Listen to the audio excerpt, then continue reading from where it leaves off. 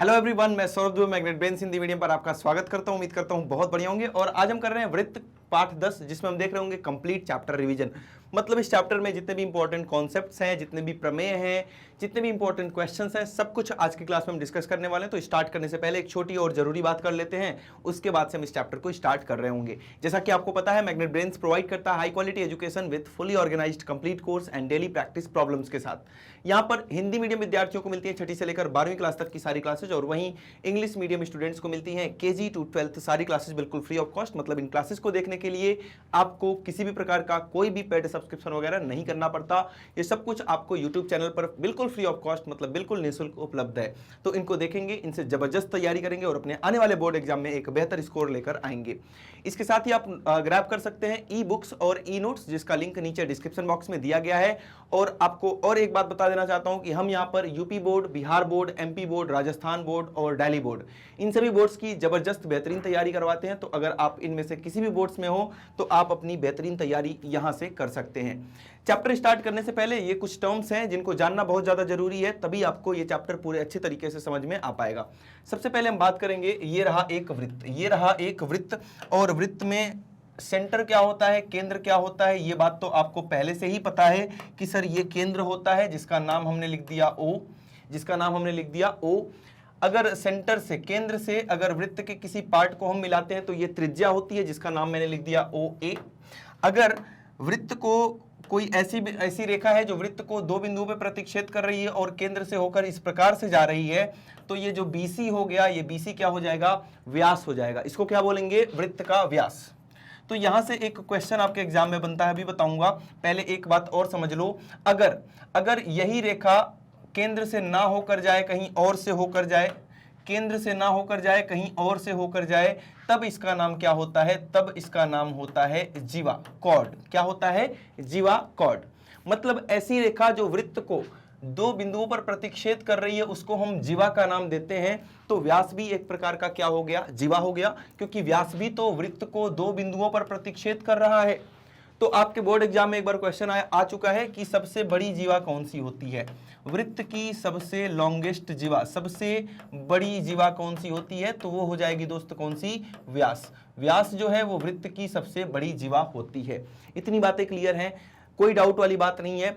अगर यही रेखा बाहर चली गई, मतलब इसको स्पर्श करके निकल गई कुछ इस प्रकार से, दो जगह नहीं काट रही है, ऐसे स्पर्श करके निकल गई, तब इसका नाम क्या देंगे, इसका नाम होता है टेंजेंट। क्या होता है, टेंजेंट, जिसको हम बोलते हैं क्या, स्पर्श रेखा, स्पर्श रेखा, स्पर्श रेखा। और इस बिंदु को क्या बोलेंगे, बिंदु P, जहां पर ये सर्कल को काट रही है, स्पर्श कर रही है, इस बिंदु को हम बोलते हैं स्पर्श बिंदु। क्या, स्पर्श बिंदु, पॉइंट ऑफ कॉन्टैक्ट, स्पर्श बिंदु, इसको हम क्या बोलेंगे, पॉइंट ऑफ कॉन्टैक्ट। कोई डाउट वाली बात है क्या, यहां तक सब कुछ क्लियर है अभी तक? अच्छा सर, अगर ऐसा कुछ सीन बन जाए कि ये ऐसे जा रही है, मतलब इसको जीवा बोलेंगे क्या, जीवा तब बोलेंगे जब बिल्कुल बाहर ऐसे, मतलब रेखाखंड हो, जो वृत्त के अंदर स्थित रेखाखंड हो, जो वृत्त को दो जगह पे इस प्रकार से काट रहा हो। लेकिन अगर ये रेखा हो गई, मतलब ये अपरिमित रूप से इधर भी जा रही है अनंत तक, वहां भी जा रही है अनंत तक, ऐसी कोई काटते हुए भाग रही है, तो इसको हम बोलते हैं छेदक रेखा। क्या बोलते हैं, सेकेंड, सेकेंड। ये टेंजेंट और ये सेकेंड, अगर दो जगह काट रहा है तो सेकेंड, एक जगह काट रहा है तो टेंजेंट। सेकेंड क्या होता है, छेदक रेखा, छेदक रेखा, या इसका एक नाम और आप एनसीईआरटी में देखते होंगे कहीं ना कहीं, छेदिका। क्या, छेदिका। तो ये सभी बातें आपके इस चैप्टर से रिलेटेड हैं, ये आपको जान लेनी चाहिए। पहले एक बार इसका स्क्रीनशॉट लेंगे और बढ़ेंगे आगे, और बढ़ेंगे आगे। ये सारी बातें थी जो आपको जाननी जरूरी थी।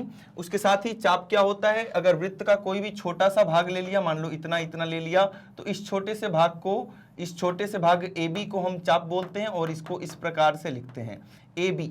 क्लियर है बातें कि चाप क्या होता है, जीवा पता चली गई, व्यास पता चली गया। परिधि क्या होती है, परिधि वृत्त की संपूर्ण लंबाई होती है, मतलब यहाँ कैंची से काट दो और वृत्त को ऐसे धागे की तरह लंबा कर लो, तो इसकी जितनी भी लेंथ होगी, जितनी भी लंबाई होगी इस वृत्त की, उसी को हम क्या बोलते हैं, परिधि बोलते हैं। और इसका फॉर्मूला आप लोगों को याद ही होगा, 2πr। चाप मैंने बता दिया। अर्धवृत्त क्या होता है, ये आधा वृत्त है ना, आधा वृत्त। व्यास जो होता है, व्यास जो होता है वो वृत्त को दो भाग में बांटता है और हर एक भाग को हम क्या बोलते हैं, अर्धवृत्त, सेमी सर्कल, अर्धवृत्त।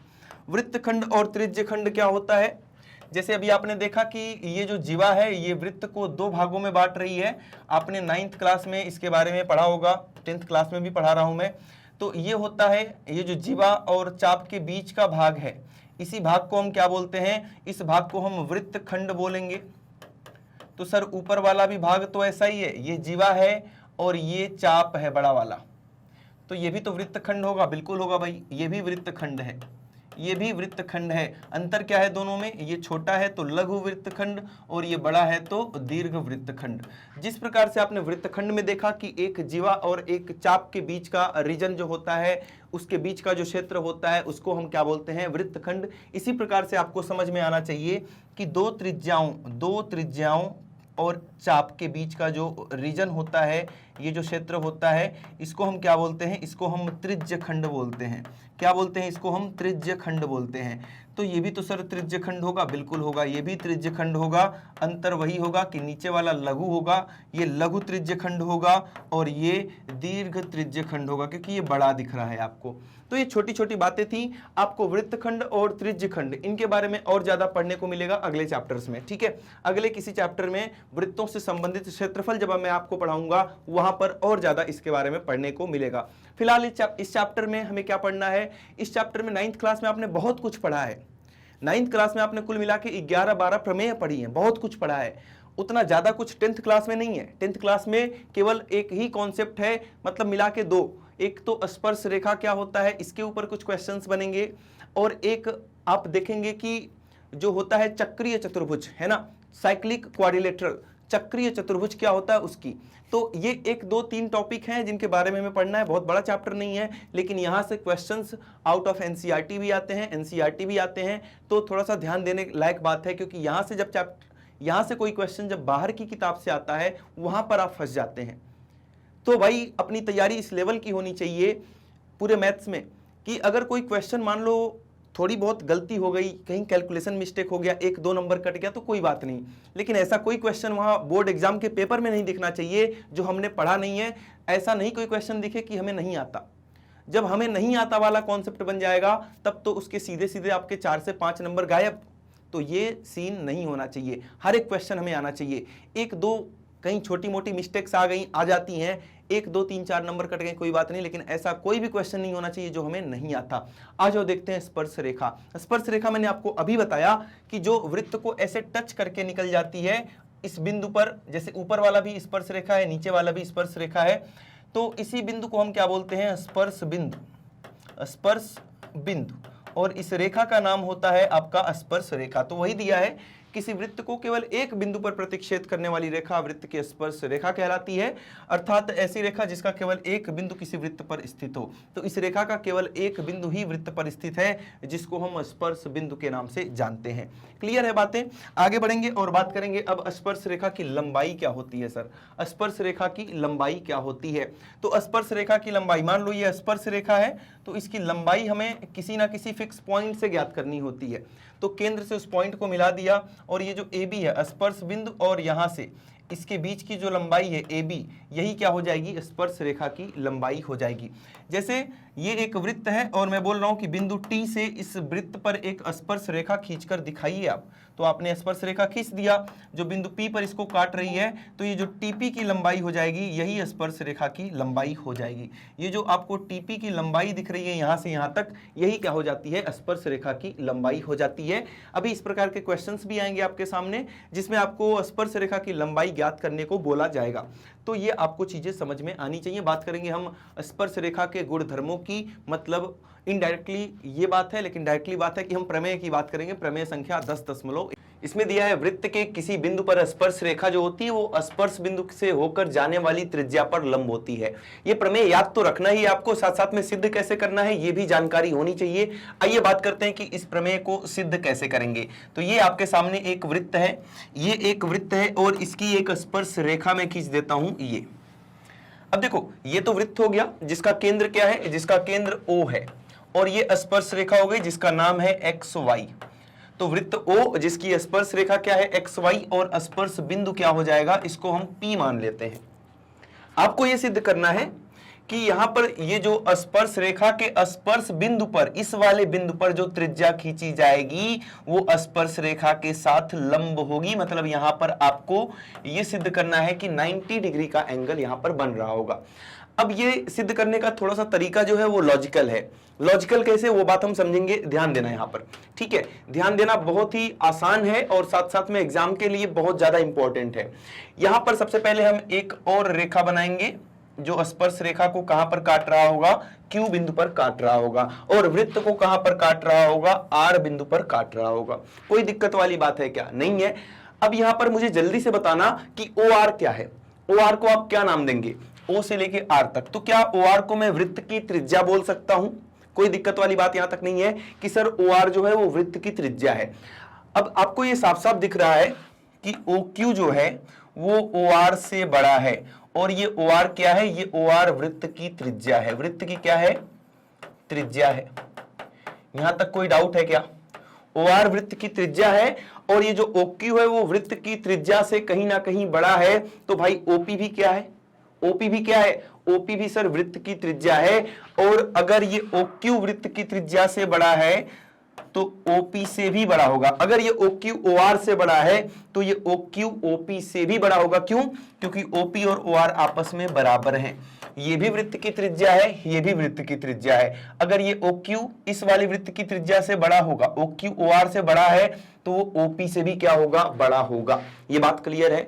यही काम आप और रेखाओं के साथ भी करके देखेंगे। और कोई भी रेखा खींचो तो ये वाली रेखा भी क्या होगी, OP से बड़ी होगी।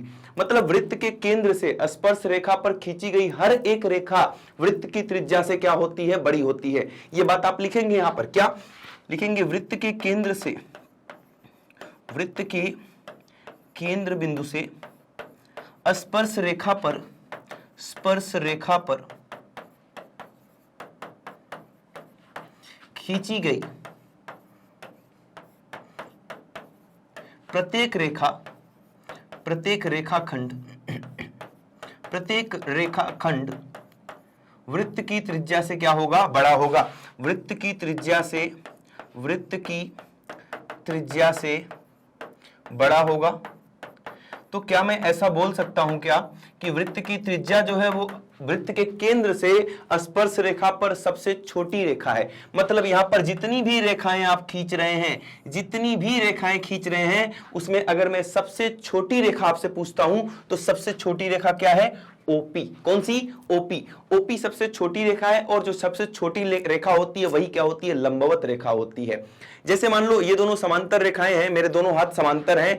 अब इसमें मैं पूछ रहा हूं कि आपको एक डंडा फंसाना है, इसमें बीच में एक डंडा फंसाना है, तो वो डंडा हमेशा लंबवत ही, सबसे छोटा डंडा कौन सा होगा, जो लंबवत होगा। कभी भी ऐसे करके देख लेना।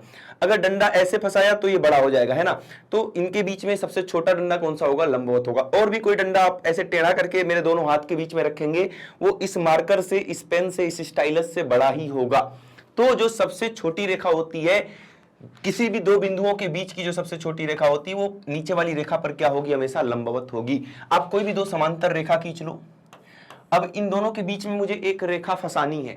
सबसे छोटी रेखा कौन सी फंसेगी, सर जो लंबवत होगी, जो सबसे छोटी होगी वही लंबवत होगी, 90 डिग्री का यही। तो सबसे छोटी रेखा हमेशा क्या होती है, लंबवत होती है। तो यहां पे लिखेंगे वृत्त की त्रिज्या, वृत्त की त्रिज्या क्या नाम है त्रिज्या का, जल्दी बताएंगे, OP। स्पर्श रेखा पर, स्पर्श रेखा पर सबसे छोटी रेखा है, सबसे छोटी रेखा है, अर्थात यह लंबवत होगी, रेखा है अर्थात यह लंबवत होगी। यह कैसी होगी, यह लंबवत होगी, और लंबवत होगी तो 90 अंश का कोण बनाएगी। लंबवत होगी जिसका मतलब क्या हो गया कि OP जो है वो परपेंडिकुलर है किस पर, XY पर। तो मैंने पहले भी बोला था कि ये लॉजिकल क्वेश्चन है, आपको यही समझना है, बस यही सिद्ध करना है कि ये OP रेखा XY रेखा पर सबसे छोटी रेखा है जो केंद्र से होकर आ रही है, अर्थात यहां पर ये 90 अंश का कोण बना रही होगी।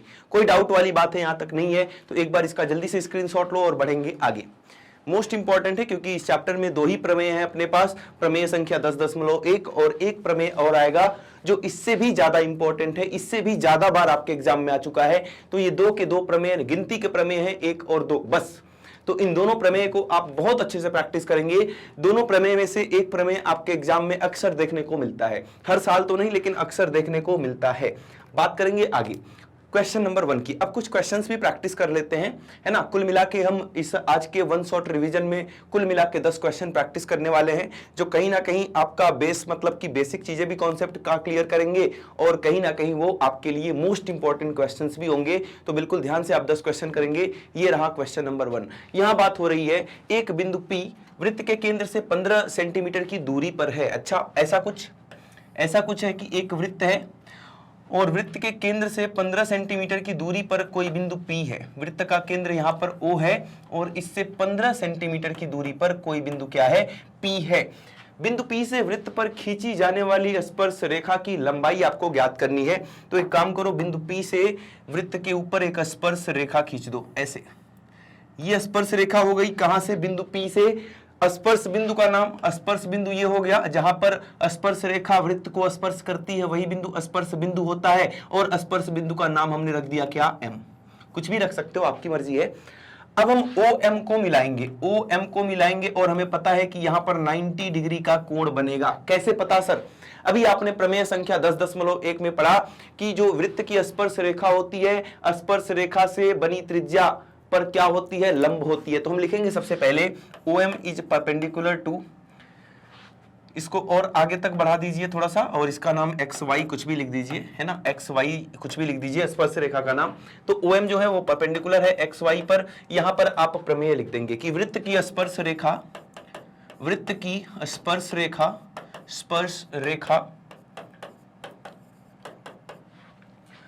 के स्पर्श बिंदु से वृत्त की स्पर्श रेखा ऐसे लिख दो, वृत्त की स्पर्श रेखा स्पर्श बिंदु से जाने वाली त्रिज्या पर लंबवत होती है। जाने वाली त्रिज्या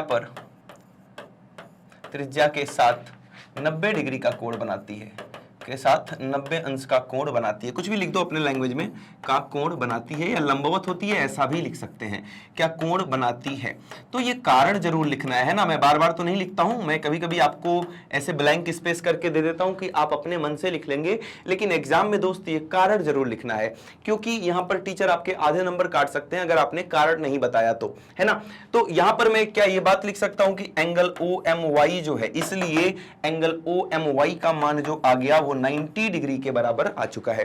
अब एंगल OMY अगर 90 डिग्री है, कहने का मतलब कि त्रिभुज OMP ये वाला त्रिभुज जो आपको येलो कलर से दिख रहा है, ये वाला त्रिभुज क्या मैं ऐसा बोल सकता हूं कि एक समकोण त्रिभुज है? बिल्कुल बोल सकते हैं सर, 90 अंश का कोण बन रहा है तो ये समकोण त्रिभुज होगा। तो लिखेंगे त्रिभुज OMP में by using Pythagoras theorem, Pythagoras प्रमेय के अनुसार, प्रमेय के अनुसार क्या हो जाएगा? इसके अनुसार ये हो जाएगा सर कि जो सबसे बड़ी भुजा OP है, OP का वर्ग हो जाएगा किसके बराबर? OM का वर्ग प्लस MP का वर्ग। OM का वर्ग मतलब इसका वर्ग प्लस इसका वर्ग। आई होप कि पाइथागोरस आप सभी लोगों को बहुत ही बढ़िया तरीके से आ रहा होगा। यहां पर OP आपको 15 सेंटीमीटर पहले से पता है, वृत्त की त्रिज्या आपको 5 सेंटीमीटर पता है, और यहां पर OM जो दिख रहा है वो वृत्त की त्रिज्या ही तो है। तो MP नहीं निकाल सकते हो क्या? फटाफट से निकालेंगे, फटाफट से। OP का मान 15 है, यहां पर लिखेंगे 15 का वर्ग बराबर OM कितना है? ओम 15, 5 का स्क्वायर प्लस MP सर नहीं पता, यही तो पूछ रहा है, यही तो है स्पर्श रेखा की लंबाई, कहां से कहां तक? M से लेके P तक, यही है स्पर्श रेखा की लंबाई। इसको सॉल्व करेंगे, 15 का वर्ग होता है आपका 225 और 5 का वर्ग 25, इधर आके माइनस हो जाएगा, ये आ गया MP का वर्ग। मतलब MP का वर्ग कहीं ना कहीं 225 में से 25 को घटाने पे हमें कितना प्राप्त हो रहा है? 200। कितना मिल गया? 200। क्या मैं 200 को 2 गुणे 100 लिख सकता हूं क्या? बिल्कुल लिख सकते हैं सर। क्या ये स्क्वायर जाएगा उधर तो अंडर रूट में कर देगा? हाँ, सबको रूट में कर दिया। 100 का अंडर रूट होता है 10, 2 बाहर नहीं निकल पाएगा, 2 तो अंदर ही कैद रहेगा। इतना सेंटीमीटर जो है वो आपके स्पर्श रेखा की लंबाई निकल के आ चुकी है। आसान क्वेश्चन है और ऐसा एक क्वेश्चन आपको 100% आपके एग्जाम में देखने को मिलता है। कोई भी पेपर उठा के देख लेना, ये वाला क्वेश्चन जरूर आया है। कभी वृत्त की त्रिज्या पूछ लेगा, ये दोनों भुजाएं दी रहेंगी, कभी ये पूछ लेगा, ये दोनों भुजाएं, मतलब यही वाला कॉन्सेप्ट का, इसी कॉन्सेप्ट के ऊपर बेस्ड एक क्वेश्चन आपको जरूर आपके एग्जाम में देखने को मिलता है। तो इसको बहुत ही ध्यान से करेंगे आप, बहुत ही प्रैक्टिस के साथ करेंगे। एक बार इसका स्क्रीनशॉट लेंगे और बढ़ेंगे अपने नेक्स्ट क्वेश्चन नंबर 2 की तरफ। दिए गए चित्र में वृत्त का केंद्र O है, ठीक है भाई, दिखाई दे रहा है हमें। बिंदु P पर वृत्त की स्पर्श रेखा PQ है, ठीक है। बिंदु P पर वृत्त की स्पर्श रेखा क्या है? PQ है। और PQ का मान 8 सेंटीमीटर, OQ का मान 10 सेंटीमीटर। त्रिज्या की माप बतानी है। ये मैं करवाऊं या आप खुद करोगे? मैं हिंट दे देता हूं। हिंट भी क्या देना, ये तो खेल जाओगे। देखो सेम क्वेश्चन है, जैसा अभी मैंने क्वेश्चन नंबर 1 बताया उसी का भाई क्वेश्चन है ये त्रिज्या है, स्पर्श रेखा है, स्पर्श रेखा है तो स्पर्श बिंदु, त्रिज्या, ये सब आपस में क्या हो गए? लंब हो गए, जैसा कि मैंने पिछले क्वेश्चन में किया था। इसमें आप पाइथागोरस लगाएंगे, पाइथागोरस लगा के ओपी का मान कितना आ रहा है, इसका आंसर भाई मुझे चाहिए कमेंट बॉक्स में। इसका आंसर मुझे चाहिए कमेंट बॉक्स में, जो आप कर रहे होंगे फटाफट से, ठीक है। हर क्वेश्चन में ही करा दूंगा तो अपना दिमाग कहां लगाओगे। क्वेश्चन नंबर 3 की बात करेंगे। यदि PQ वृत्त की स्पर्श रेखा है जिसका केंद्र O तथा त्रिज्या 6 सेंटीमीटर है। अच्छा, एक वृत्त है जिसका केंद्र O है, एक वृत्त है जिसका केंद्र क्या है? O है। PQ वृत्त की स्पर्श रेखा है, तो PQ इसकी स्पर्श रेखा मैंने बना दिया, ये है P और ये है Q। जिसका केंद्र O है POQ, ये है PQ, POQ, PQO। ये वाला कोण बता रहा है कि 60 डिग्री का है, ये वाला कोण 60 डिग्री का है। तब स्पर्श रेखा तथा रेखाखंड OQ की लंबाई ज्ञात कीजिए। आपसे OQ पूछ लिया और स्पर्श रेखा की लंबाई PQ पूछ लिया। वृत्त की त्रिज्या आपको दिया होगा, कितना है? 6 सेंटीमीटर। क्या सवाल समझ में आ गया? सबसे मेन बात, जहां पर आप सब कुछ समझ में तो आ जाएगा, आपको डायग्राम बनाना ही नहीं आता। ऐसे में क्या होगा? ऐसे में फंस जाओगे भाई। डायग्राम पे बहुत ध्यान देना है। और डायग्राम बनाना कोई बहुत बड़ा रॉकेट साइंस नहीं है कि अरे सर आप तो बना ले रहे हैं, हमसे नहीं बन पाएगा, ऐसा कुछ नहीं है। बड़ा ही आसान सा सब कुछ यहाँ लिखा है, उसी को ड्रॉ करना है और मैं समझाते हुए ही ड्रॉ करता हूं। चलो ये तो आसान है, कुछ डायग्राम्स ऐसे आते हैं थोड़े से कॉम्प्लिकेटेड होते हैं, तो डायग्राम बनाना भी आप सीखेंगे, ठीक है। आओ इसको सॉल्व करते हैं।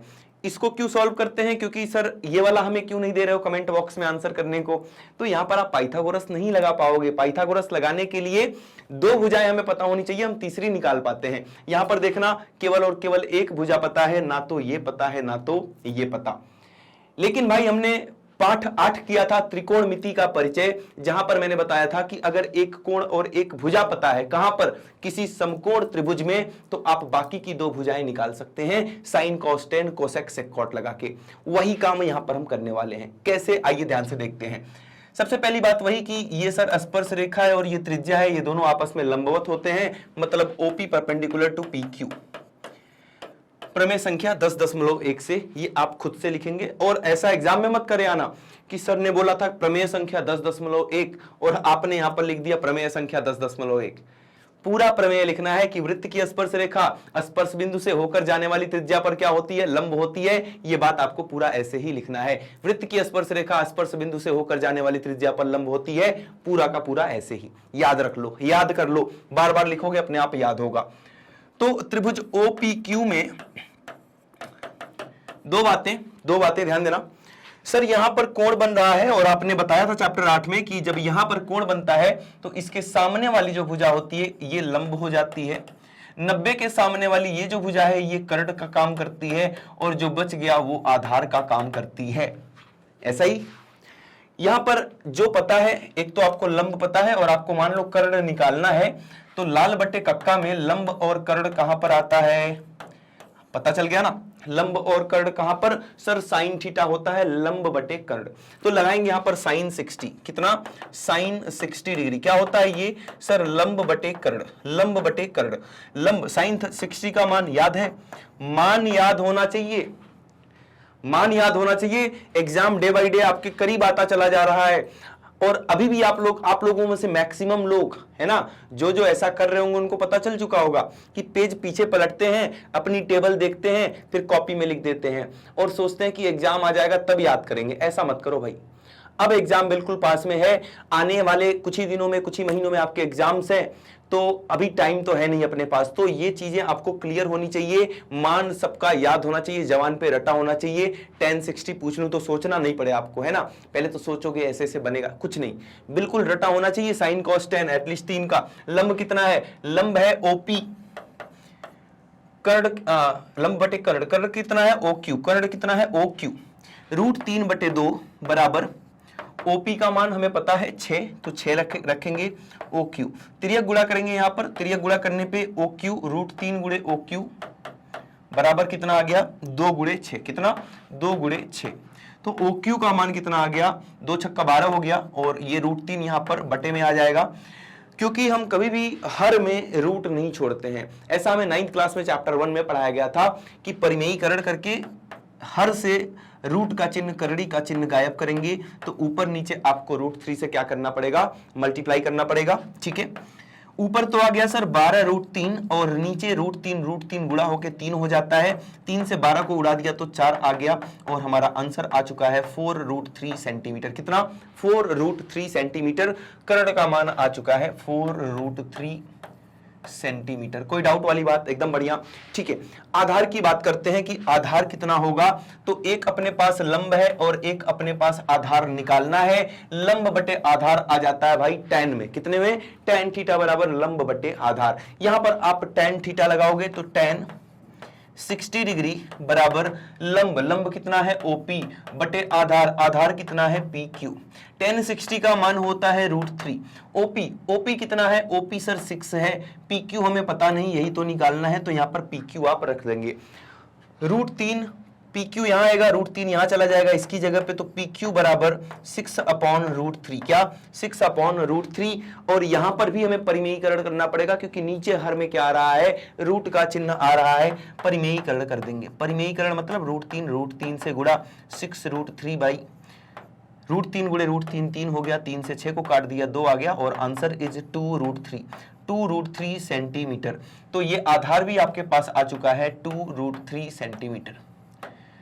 तो ठीक है, ये मोस्ट इंपॉर्टेंट क्वेश्चन क्यों बन जाता है, क्योंकि इसमें दो चैप्टर का यूज एक साथ हो रहा है, वृत्त भी और त्रिकोणमिति भी, तो इस प्रकार के क्वेश्चन पे भाई बिल्कुल नजर आपकी गड़ी होनी चाहिए। ये एग्जाम में आ जाए तो ये आपसे नहीं छूटना चाहिए। स्क्रीनशॉट लेंगे और बढ़ेंगे आगे। ठीक है, sin 60 tan 60 दोनों लगाना था, इसमें क्यों लगाना था वो भी बता दिया।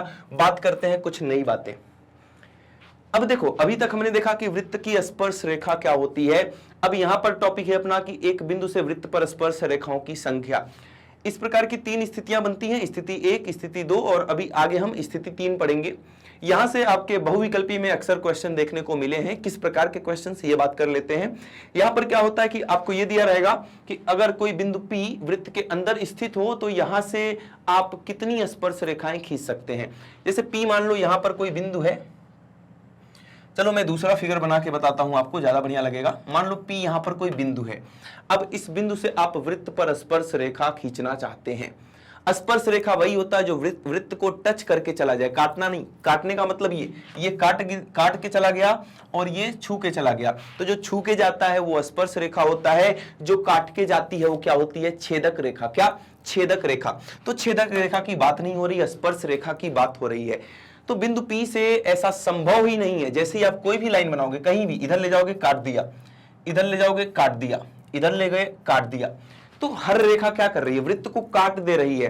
तो कोई भी रेखा, अगर कोई भी बिंदु वृत्त के अंदर स्थित है तो वहां से हम एक भी स्पर्श रेखा नहीं खींच सकते। तो यहां पर आंसर क्या हो जाएगा, कोई भी स्पर्श रेखा संभव नहीं है। ये बात क्लियर है। अब बात करते हैं कि अगर ये बिंदु, अभी तो अंदर था सर, अगर ये बिंदु वृत्त के ऊपर स्थित हो तब क्या होगा, वृत्त के ऊपर ही आ गया ये बिंदु, कुछ इस प्रकार से, तो इस बिंदु से कितनी स्पर्श रेखाएं खींची जा सकती हैं, तो इस बिंदु से केवल और केवल एक स्पर्श रेखा इस बिंदु से खींची जा सकती है। क्लियर है बातें, यहां तक कोई डाउट नहीं है दोनों में। ठीक है, बहुविकल्पी में आए हुए क्वेश्चन से बार बार आते रहते हैं, तो इस पर विशेष ध्यान देना है। बात करते हैं तीसरी बात जो मोस्ट इंपॉर्टेंट है। ये वाला तो बहुत बार आ चुका है आपके बहुविकल्पी में कि किसी बाह्य बिंदु से स्थित कोई बाह्य बिंदु है, कोई बाह्य बिंदु से स्थित वृत्त पर कितनी रेखाएं, कोई वृत्त है और कोई बाह्य बिंदु है, बाह्य बिंदु से वृत्त के ऊपर कितनी स्पर्श रेखाएं खींच सकते हैं।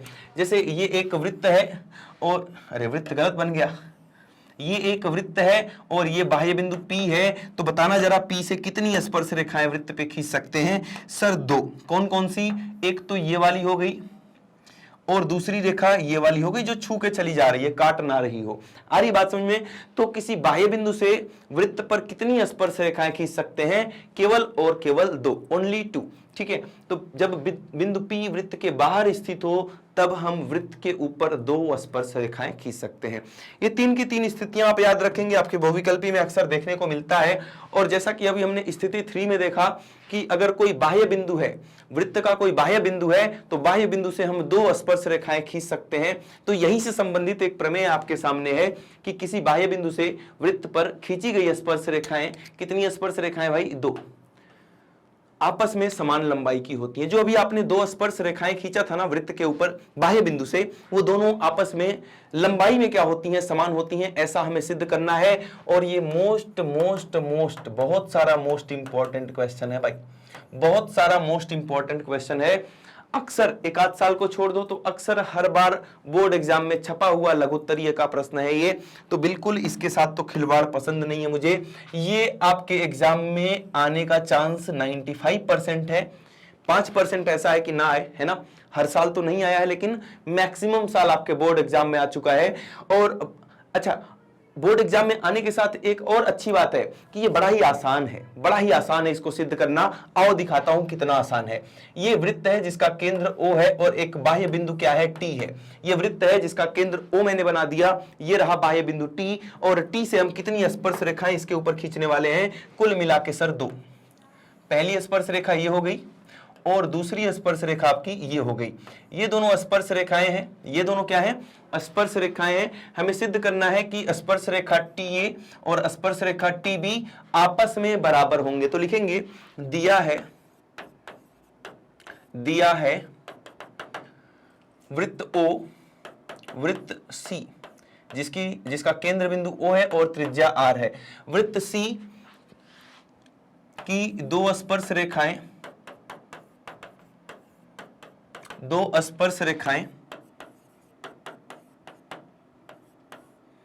TA तथा TB हैं। ये आपको दिया है। सिद्ध क्या करना है भाई? सिद्ध करना है कि दोनों स्पर्श रेखाएं आपस में बराबर होती हैं, मतलब कि TA बराबर होगा TB, ऐसा आपको सिद्ध करना है। यहां पर हमें कुछ रचना करनी पड़ेगी। रचना में आप क्या करेंगे? रचना में लिखेंगे TO को मिलाया,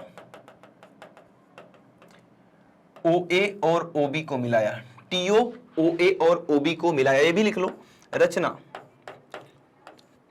क्या? TO, OA और OB को मिलाया, अब देखो आपके पास दो त्रिभुज दिख रहे हैं, यहाँ पे दो त्रिभुज दिख रहे हैं, मिलाया। दो त्रिभुज आपको दिख रहे हैं, एक त्रिभुज TAO और एक त्रिभुज TBO। अगर आपने इन दोनों त्रिभुज को क्या कर दिया? सर्वांगसम सिद्ध कर दिया, तो यहां पर आप लिख सकते हैं कि ये वाली स्पर्श रेखा और ये वाली स्पर्श रेखा, मतलब कि TA और TB की लंबाई क्या है? आपस में समान है। तो लिखेंगे यहां पर उपपत्ति। क्या लिखेंगे? उपपत्ति। क्या सिद्ध करना है ये हमने लिख दिया यहां पर। अब उपपत्ति में देखेंगे किस प्रकार से सिद्ध करेंगे। तो लिखेंगे त्रिभुज OAT तथा दूसरे त्रिभुज का नाम बताएंगे OBT में। अब देखो, किसी भी दो त्रिभुज को सर्वांगसम करने के लिए आपके पास 3 पॉइंट्स होना चाहिए। जल्दी से बताएंगे कि वो 3 पॉइंट्स क्या क्या होंगे? विथ रीजन, मतलब कारण के साथ बताना है। अगर आपने कारण मेंशन नहीं किया तो एग्जाम में आपके 1 नंबर काट लिए जाएंगे। तो ये कारण जरूर बताना है। सबसे पहली बात, OA बराबर OB। क्या सबसे पहला पॉइंट क्या हो गया? OA बराबर OB। ऐसा क्यों लिखा मैंने? तो ये लिखेंगे एक ही वृत्त की त्रिज्याएं, रेडियाई ऑफ सेम सर्कल, एक ही वृत्त की त्रिज्याएं जो होती हैं वो आपस में बराबर होती हैं। ये बात तो आपको मैंने पहले भी बता दिया था। दूसरा पॉइंट बताएंगे, एक पॉइंट तो मैंने बता दिया, दूसरा पॉइंट आप ये लिख सकते हैं कि सर ये वाला जो रेखा है OT, ये इस त्रिभुज के साथ भी आ रहा है, इस त्रिभुज के साथ भी आ रहा है, मतलब ये जो रेखा OT है ये क्या है? उभयनिष्ठ रेखा है, उभयनिष्ठ रेखा है OT। तो लिखेंगे OT बराबर OT। उभयनिष्ठ रेखा, है ना, उभयनिष्ठ रेखा को कभी नहीं देखा, तो उभयनिष्ठ रेखा को आप अभी देख लिए। उभयनिष्ठ रेखा, कारण जरूर लिखना आपको बार बार। और बात करेंगे यहां पर आपको पता है कि ये भी 90 डिग्री का एंगल बन रहा है, ये भी 90 डिग्री का एंगल बन रहा है, जैसा कि हमने प्रमेय संख्या 10.1 में देखा था। तो लिखेंगे OAT बराबर हो जाएगा एंगल OBT 90 डिग्री ईच। और यहां पर आप लिख लेंगे, क्या लिखेंगे कि वृत्त की स्पर्श रेखा जो होती है वो स्पर्श बिंदु से त्रिज्या पर लंब होती है, यहां पर कारण लिखेंगे। और ये दोनों त्रिभुज क्या हो जाएंगे, सर्वांगसम हो जाएंगे। कौन से नियम से सर्वांगसम होंगे ये मैं आपसे जानना चाहता हूं, तो आप इसका आंसर कमेंट बॉक्स में करेंगे कि कौन से नियम से ये सर्वांगसम होंगे, दोनों के दोनों त्रिभुज। ये बात आपको क्लियर है। अब जल्दी से CPCT से क्या लिख देंगे कि सर दोनों स्पर्श रेखाओं की लंबाई TA और TB भी बराबर हो जाएगी। इनकी पोजीशन देखो, TA ये रहा, TB ये रहा, सेकंड थर्ड। तो बाई CPCT हम क्या लिख सकते हैं कि दोनों स्पर्श रेखाएं TA और TB आपस में लंबाई में बराबर होती है। एक बार इसका स्क्रीनशॉट लेंगे। तो यहां आपने देखा कि आसान तो था, मैंने पहले ही बता दिया था आसान है, और आपने देखा कि TA बराबर TB बाई CPCT से कितनी आसानी से हमने कर लिया। इसका एक रूल और है, आप दोनों में पाइथागोरस लगा के भी सिद्ध कर सकते हैं, लेकिन मेरा मानना ये सबसे बढ़िया नियम है, सबसे आसान नियम है, तो आप इसी को फॉलो करेंगे और इसी प्रकार से अपने एग्जाम में इसको सॉल्व करेंगे। पहले भी बता दिया था, अभी फिर से याद दिला रहा हूं, आपके एग्जाम में आने वाला क्वेश्चन है भाई, छपा हुआ पहले से, इसको बहुत बढ़िया से प्रैक्टिस करना है। बढ़ेंगे आगे और बात कर लेते हैं कुछ महत्वपूर्ण परिणाम है वृत्त के स्पर्श रेखा के संबंधित। और ये जो परिणाम आपको मैं दिखाने जा रहा हूं, ये कहीं ना कहीं आपके बहुविकल्पीय प्रश्नों में बार बार आ चुके हैं, जिसको आपको डायरेक्ट याद भी रखना है, समझना भी है, ठीक है। और कुछ चीजें ऐसी भी हैं जो मैं आगे सिद्ध करवा रहा हूं इन परिणामों में से। सबसे पहला क्या रिजल्ट है, यदि दो वृत्त एक दूसरे को अंतः या बाह्य स्पर्श करते हैं। देखो ये अंतः मतलब अंदर अंदर से स्पर्श कर रहे हैं, ये बाह्य मतलब बाहर बाहर से अगर स्पर्श कर रहे हैं, अगर ऐसा होता है तो उनका स्पर्श बिंदु जो होता है, जैसे इन दोनों का स्पर्श बिंदु ये रहा, इन दोनों का स्पर्श बिंदु ये रहा, इनका जो स्पर्श बिंदु है दोनों वृत्तों के केंद्रों को मिलाने वाली रेखा पर स्थित होता है। इसके केंद्र और स्पर्श बिंदु तीनों को मिलाओगे तो आपको एक सीधी रेखा प्राप्त होगी। इसके केंद्र बिंदु और स्पर्श बिंदु को मिलाओगे तो आपको एक सीधी रेखा प्राप्त होगी। तो ये चीजें आपको याद रखनी है, डायरेक्ट टू डायरेक्ट, ठीक है। आपके एग्जाम में बहुविकल्पी में पूछा जाने वाला प्रश्न है। बात करेंगे पॉइंट नंबर 2 की। वृत्त के दो बिंदुओं पर खींची गई स्पर्श रेखाओं का युग्म आपस में या तो समांतर होता है, मतलब अगर वृत्त का दो बिंदु, कोई भी दो बिंदु ले लिया, एक बिंदु ये ले लिया और एक बिंदु ये ले लिया, या तो समांतर होता है या वृत्त के बाहर किसी बिंदु पर एक दूसरे को प्रतिच्छेद करते हैं। क्या क्या हो सकता है अगर आप दो बिंदुओं पर स्पर्श रेखा खींचते हैं तो, या तो ये दोनों स्पर्श रेखाएं एक दूसरे के समांतर होंगी, या तो समांतर अगर नहीं हुई, कुछ ऐसी हुई तो ये किसी बाह्य बिंदु पर एक दूसरे से टकराएंगी, किसी बाह्य बिंदु पर एक दूसरे से टकराएंगी, एक दूसरे को प्रतिच्छेद करेंगी। ऐसे दो केस बनते हैं जब आप एक ही वृत्त पर दो स्पर्श रेखाएं खींचते हैं तब। आसान चीजें याद रखना है बस, ठीक है, माइंड में रखना है कहीं ना कहीं। बात करेंगे पॉइंट नंबर 3 की। यदि वृत्त पर खींची गई दो स्पर्श रेखाएं परस्पर समांतर हैं, अभी जैसा हमने देखा था कि अगर दो रेखाएं जब स्पर्श खींचेंगे तो ये समांतर हो सकती हैं। अभी तो आपने देखा था पॉइंट नंबर लास्ट में 2 में, अभी मैंने ये बताया था कि या तो समांतर होंगी या तो कहीं ना कहीं प्रतिच्छेद करेंगी। लेकिन अगर समांतर हुई तो अगर इनके बिंदुओं को मिलाओगे तो ये केंद्र से होकर जाएंगी, इनके स्पर्श बिंदुओं को जब मिलाओगे तो ये केंद्र से होकर जाएंगी। केंद्र से होकर जाने के साथ साथ ये वृत्त का क्या हो जाएगा, तो ये वृत्त का भाई क्या होता है, व्यास होता है, डायमीटर होता है। तो वही लिखा गया है, यदि वृत्त पर खींची गई दो स्पर्श रेखाएं परस्पर समांतर हैं तब उनके स्पर्श बिंदुओं को मिलाने वाला रेखाखंड क्या होता है, वृत्त का व्यास होता है ना।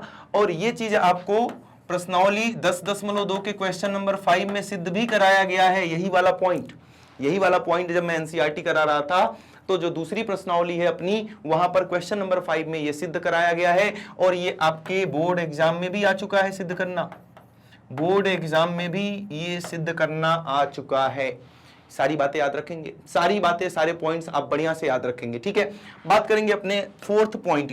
यदि किसी बाह्य बिंदु से वृत्त पर दो स्पर्श रेखाएं खींची जाएं तब दो परिणाम निकल के आते हैं। ये दोनों स्पर्श रेखाएं केंद्र पर बराबर कोण बनाती हैं। पहली बात क्या है भाई कि ये दोनों स्पर्श रेखाएं केंद्र पर, त्रिज्या जो आ रही है यहाँ पर, ये मतलब ये वाला दोनों कोण आपस में बराबर होगा और साथ साथ में इनका झुकाव भी आपस में बराबर होता है। मतलब ये दोनों कोण आपस में क्या होते हैं, बराबर होते हैं, चाहे केंद्र वाली बात कर लो चाहे बाह्य बिंदु वाली बात कर लो। तो ये छोटे छोटे पॉइंट्स हैं जो आपको जानना चाहिए, आपको याद होना चाहिए। आज जो बात करते हैं लास्ट पॉइंट की, 5वें पॉइंट की। ये मैं सिद्ध भी कराऊंगा, है ना, ये सिद्ध कराऊंगा मैं अभी आखिरी क्वेश्चन में कहीं सिद्ध कराऊंगा, ठीक है। और ये आपके बोर्ड एग्जाम में आ भी रखा है, आपके एनसीईआरटी में भी ऐसा सवाल है, सबसे आखिरी सवाल 10.2 का शायद यही है। वृत्त के परिगत बने चतुर्भुज की आमने सामने की भुजाएं केंद्र पर संपूरक कोण बनाती हैं। अब ये वाला आमने सामने की भुजा, मान लो मैंने एक AB भुजा ले लिया ये वाला, और एक भुजा ले लिया मैंने कौन सी, CD। अब ये दोनों भुजाएं जो केंद्र पर कोण बनाती हैं वो संपूरक होते हैं, मतलब दोनों कोणों का योगफल क्या होता है, 180 डिग्री के बराबर होता है। ये चीजें हम सिद्ध भी कर रहे होंगे थोड़ी देर में, अभी आज ही सिद्ध करेंगे। तो देखो ये वाला कोण और ये वाला कोण, ये दोनों आपस में संपूरक हैं, मतलब इन दोनों को आप अगर जोड़ देते हैं तो इन दोनों का योगफल कितना आ रहा होगा, 180 डिग्री आ रहा होगा। ये बार बार आपके एग्जाम में सिद्ध करने को भी आ चुका है, जो मैं आज की क्लास में कराऊंगा। फिलहाल आपको याद रखना है, ये वाला पॉइंट भी आपको याद रखना है कि बहुविकल्पीय में आ जाए तो आप फटाफट टिक कर पाए, है ना। वहां सिद्ध करने तो बैठोगे नहीं, ये तो लघु उत्तरीय का सवाल है सिद्ध करना, तो आपको डायरेक्ट ये भी याद होना चाहिए, जिससे कि बहुविकल्पी में टाइम वेस्ट ना करते हुए हम फटाफट टिक करें, सही टिक करें और आगे बढ़ें। तो ये सारी बातें आप याद रखेंगे भाई, सारी बातें याद रखेंगे। बात करते हैं क्वेश्चन नंबर 4 की। यहां क्या दिया है, बिंदु X से वृत्त COR पर दो स्पर्श रेखाएं XA XB खींची हुई हैं। दो स्पर्श रेखाएं आपको बिंदु X से दिख रही हैं, एक स्पर्श रेखा XA है, दूसरी स्पर्श रेखा क्या है, XB है। आगे की बात क्या है, यदि इस वृत्त पर स्थित किसी बिंदु M पर खींची गई स्पर्श रेखा XA और XB क्रमशः बिंदुओं K और N पर काटती हैं तो आपको ये पॉइंट सिद्ध करना है। बस क्वेश्चन देखने में बड़ा बना दिया है दोस्त, देखने में भयंकर बनाया है कुछ नहीं, इसमें दम है ही नहीं। कैसे नहीं है दम, ये देखो, ये रहा बाह्य बिंदु K, बाह्य बिंदु K, तो बाह्य बिंदु K से आपको दो स्पर्श रेखाएं दिखी क्या, दिखी, ये देखो मैं दिखाता हूं, दो स्पर्श रेखाएं बाह्य बिंदु K से, एक तो ये वाली स्पर्श रेखा हो गई सर KA, और एक स्पर्श रेखा ये हो गई जिसका नाम है KM। तो लिखेंगे KA बराबर KM, KA बराबर KM, क्यों, तो लिखेंगे बाह्य बिंदु K से, बाह्य बिंदु K से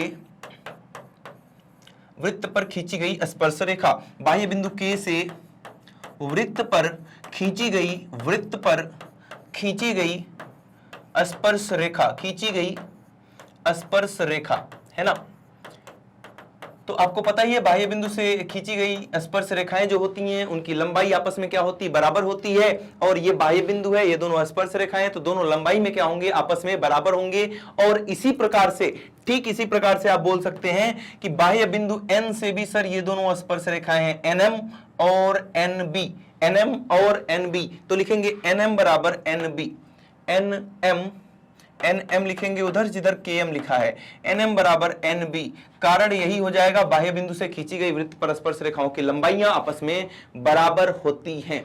कोई डाउट है क्या इन दोनों में, नहीं है ना, होना भी नहीं चाहिए। ये रहा समीकरण संख्या 1 सर, ये रहा समीकरण संख्या 2, खेल जाओ, दोनों को जोड़ दो, क्योंकि यहां पर जोड़ा गया है तो हम भी दोनों को क्या करेंगे, जोड़ देंगे। तो लिखेंगे समीकरण 1 तथा 2 को जोड़ने पर, 1 तथा 2 को जोड़ने पर, इनको जरा जोड़ के बताना कितना आ रहा है sir, KA plus NB, KA plus NB बराबर KM प्लस NM, दोनों को जोड़ दिया, क्या यही आ रहा है, बिल्कुल। देखो KM और MN एक साथ, KM और MN एक साथ, KA और BN एक साथ, KA और BN एक साथ, तो ये सिद्ध हो चुका है।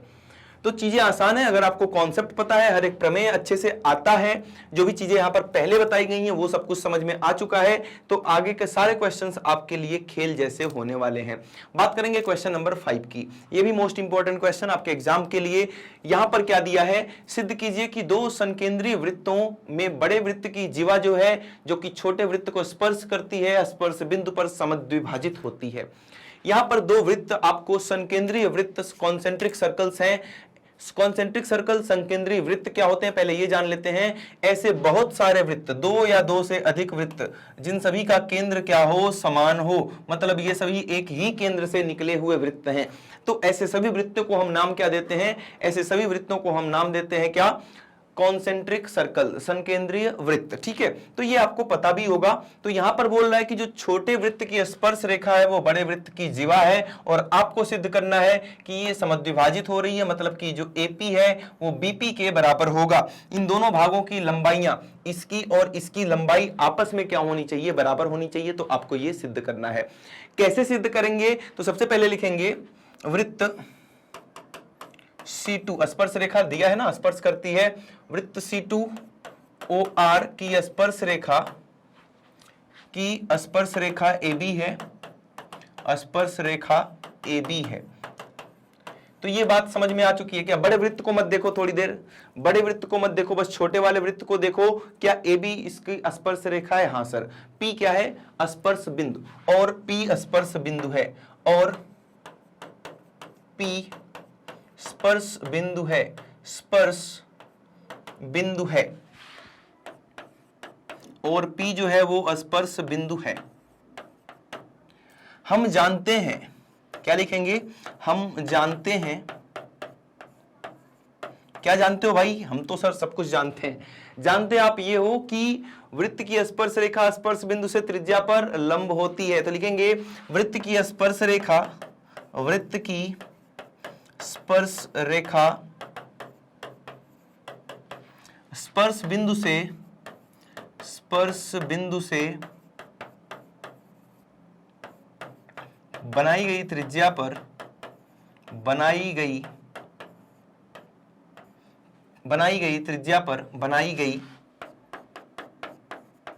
त्रिज्या पर क्या होती है?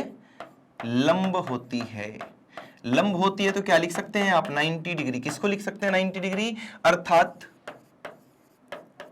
अर्थात 90 डिग्री कौन सा हो जाएगा सर? ये वाला कोण। ये वाला जो कोण है वो 90 डिग्री हो चुका है, मतलब OP is perpendicular to AB। OP जो है वो लंबवत होगा किसके? AB के, अर्थात OP is perpendicular to AB। OP is perpendicular to AB, OP AB के ऊपर लंबवत होगा। यहां तक बात क्लियर है सर? ये वाला तो समझ में आ चुका, लेकिन हमें तो सिद्ध करना है कि समद्विभाजित होती है। तो टेंशन नहीं लेने का, मैं सिखा रहा हूं वो भी। 9th क्लास में आपने एक प्रमेय पढ़ा था, 9th क्लास में आपने एक प्रमेय पढ़ा था कि सर जीवा पर केंद्र से डाला गया लंब जीवा को समद्विभाजित करता है। क्या? जीवा से केंद्र से जीवा पर डाला गया लंब, केंद्र से जीवा पर डाला गया लंब जीवा को दो बराबर बराबर भागों में बांटता है। तो क्या ये सीन यहां भी बन रहा है क्या सर? केंद्र से ये जीवा है, बड़े वृत्त की, अब छोटे वृत्त को मत देखो। अभी तक आपने छोटे वृत्त को देखा क्या सिद्ध करने के लिए कि यहां पर 90 अंश का कोण बन रहा है। कैसे सिद्ध किया? कि ये स्पर्श रेखा है और ये त्रिज्या है, इन दोनों के बीच में 90 अंश का कोण बनेगा। लेकिन अब आप छोटे को मत देखो, अब आप बड़े वाले वृत्त को देखेंगे। बड़े वाले वृत्त में आपने क्या देखा कि सर ये तो जीवा है, बड़े वाले वृत्त की ये जीवा है, और ये वाली जो लाइन है इस पर लंब है, 90 अंश का कोण बन रहा है। मतलब जीवा पर केंद्र से डाला गया लंब है, तो ये लंब क्या करेगा? जीवा को दो बराबर बराबर भागों में बांटेगा। तो लिखेंगे हम यह भी जानते हैं, हम सब कुछ जानते हैं, हम यह भी जानते हैं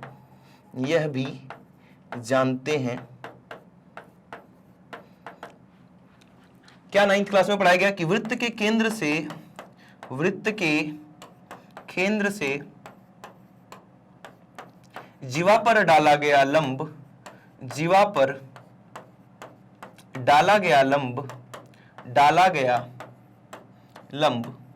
जीवा को समद्विभाजित करता है। जीवा को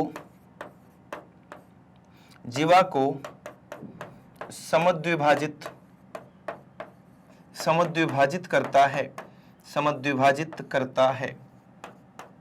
यहां तक बातें क्लियर हैं? तो लिखेंगे वृत्त C1 में, वृत्त बड़े वाले वृत्त की बात कर रहा हूं, वृत्त C1 जिसका केंद्र O है और त्रिज्या इसकी R1 ले लेते हैं, कुछ भी ले लो उससे कोई फर्क नहीं पड़ता, ये वृत्त को लिखने का तरीका होता है। वृत्त C1 में AB जीवा है और लंब क्या है इसके ऊपर, और OP इसके ऊपर लंब है, और OP इस पर लंब है, OP इस पर लंब है, अर्थात यह इसको समद्विभाजित करेगा, और समद्विभाजित करेगा तो AP बराबर क्या लिख सकते हैं? AB बराबर क्या लिख सकते हैं? पीबी, एपी बराबर क्या लिख सकते हैं दोस्त, पीबी, पीबी। तो यही आपको सिद्ध करना था, है ना। यहां पर बताया गया ना कि जीवा को समद्विभाजित करता है। अब ए बी जीवा है तो जीवा को समद्विभाजित कर दिया हमने, एपी बराबर पीवी। तो इसमें दो प्रमेय लग रहे थे, दोनों प्रमेय आपको याद होना चाहिए अच्छे से। एक बार इसका भी स्क्रीनशॉट लेंगे और बढ़ेंगे आगे।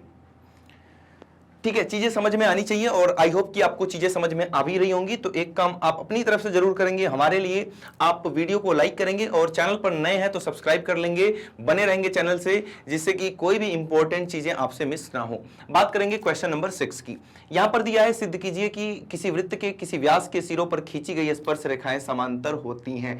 अभी मैं कुछ महत्वपूर्ण बिंदुओं की बात कर रहा था तो उसमें यह बात बताई थी कि भाई अगर कोई वृत्त है और इसके व्यास के सिरों पर स्पर्श रेखाएं समांतर होती हैं, अगर दो समांतर स्पर्श रेखाएं हैं, ये तो हमें सिद्ध करना है कि समांतर हैं, लेकिन अगर समांतर हैं तो ये व्यास के सिरों पर होती हैं, है ना, ये व्यास के सिरों पर होती हैं। तो एक व्यास इनका बना देता हूं मैं, ये रहा व्यास, इसका केंद्र बिंदु बना देता हूं मैं, ये रहा केंद्र बिंदु जिसका नाम है O, है ना।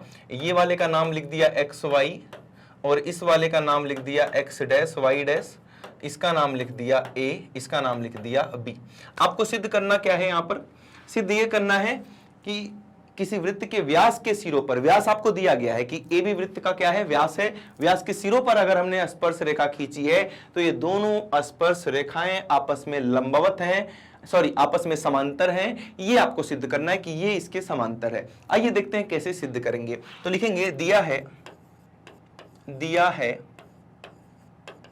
क्या दिया है यहां पर, वृत्त COR, वृत्त COR में क्या AB व्यास है और वृत्त की दो स्पर्श रेखाएं, वृत्त के स्पर्श बिंदु AB पर स्पर्श बिंदु A तथा B पर, A तथा B पर क्रमशः दो स्पर्श रेखाएं, क्रमशः दो स्पर्श रेखाएं, क्या नाम है इन स्पर्श रेखाओं का भाई, क्रमशः दो स्पर्श रेखाएं एक्स वाई तथा एक्स डैश वाई डैश हैं, एक्स वाई तथा एक्स डैश वाई डैश हैं, एक्स डैश वाई डैश हैं। ठीक है, यहां तक कोई दिक्कत वाली बात नहीं है, सब कुछ बढ़िया। ठीक है, अब इन्हीं दोनों रेखाओं को हमें क्या सिद्ध करना है, समांतर। तो लिखेंगे सिद्ध करना है कि ये दोनों रेखाएं आपस में समांतर हैं।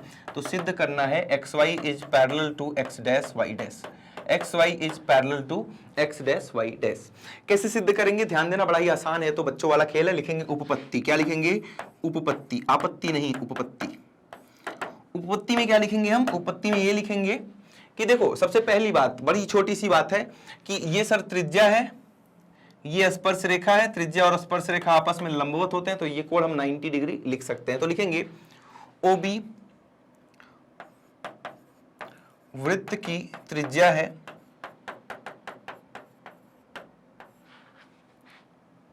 या ऐसे लिखो एक्स डैश वाई डैश वृत्त की स्पर्श रेखा है, वृत्त की स्पर्श रेखा है,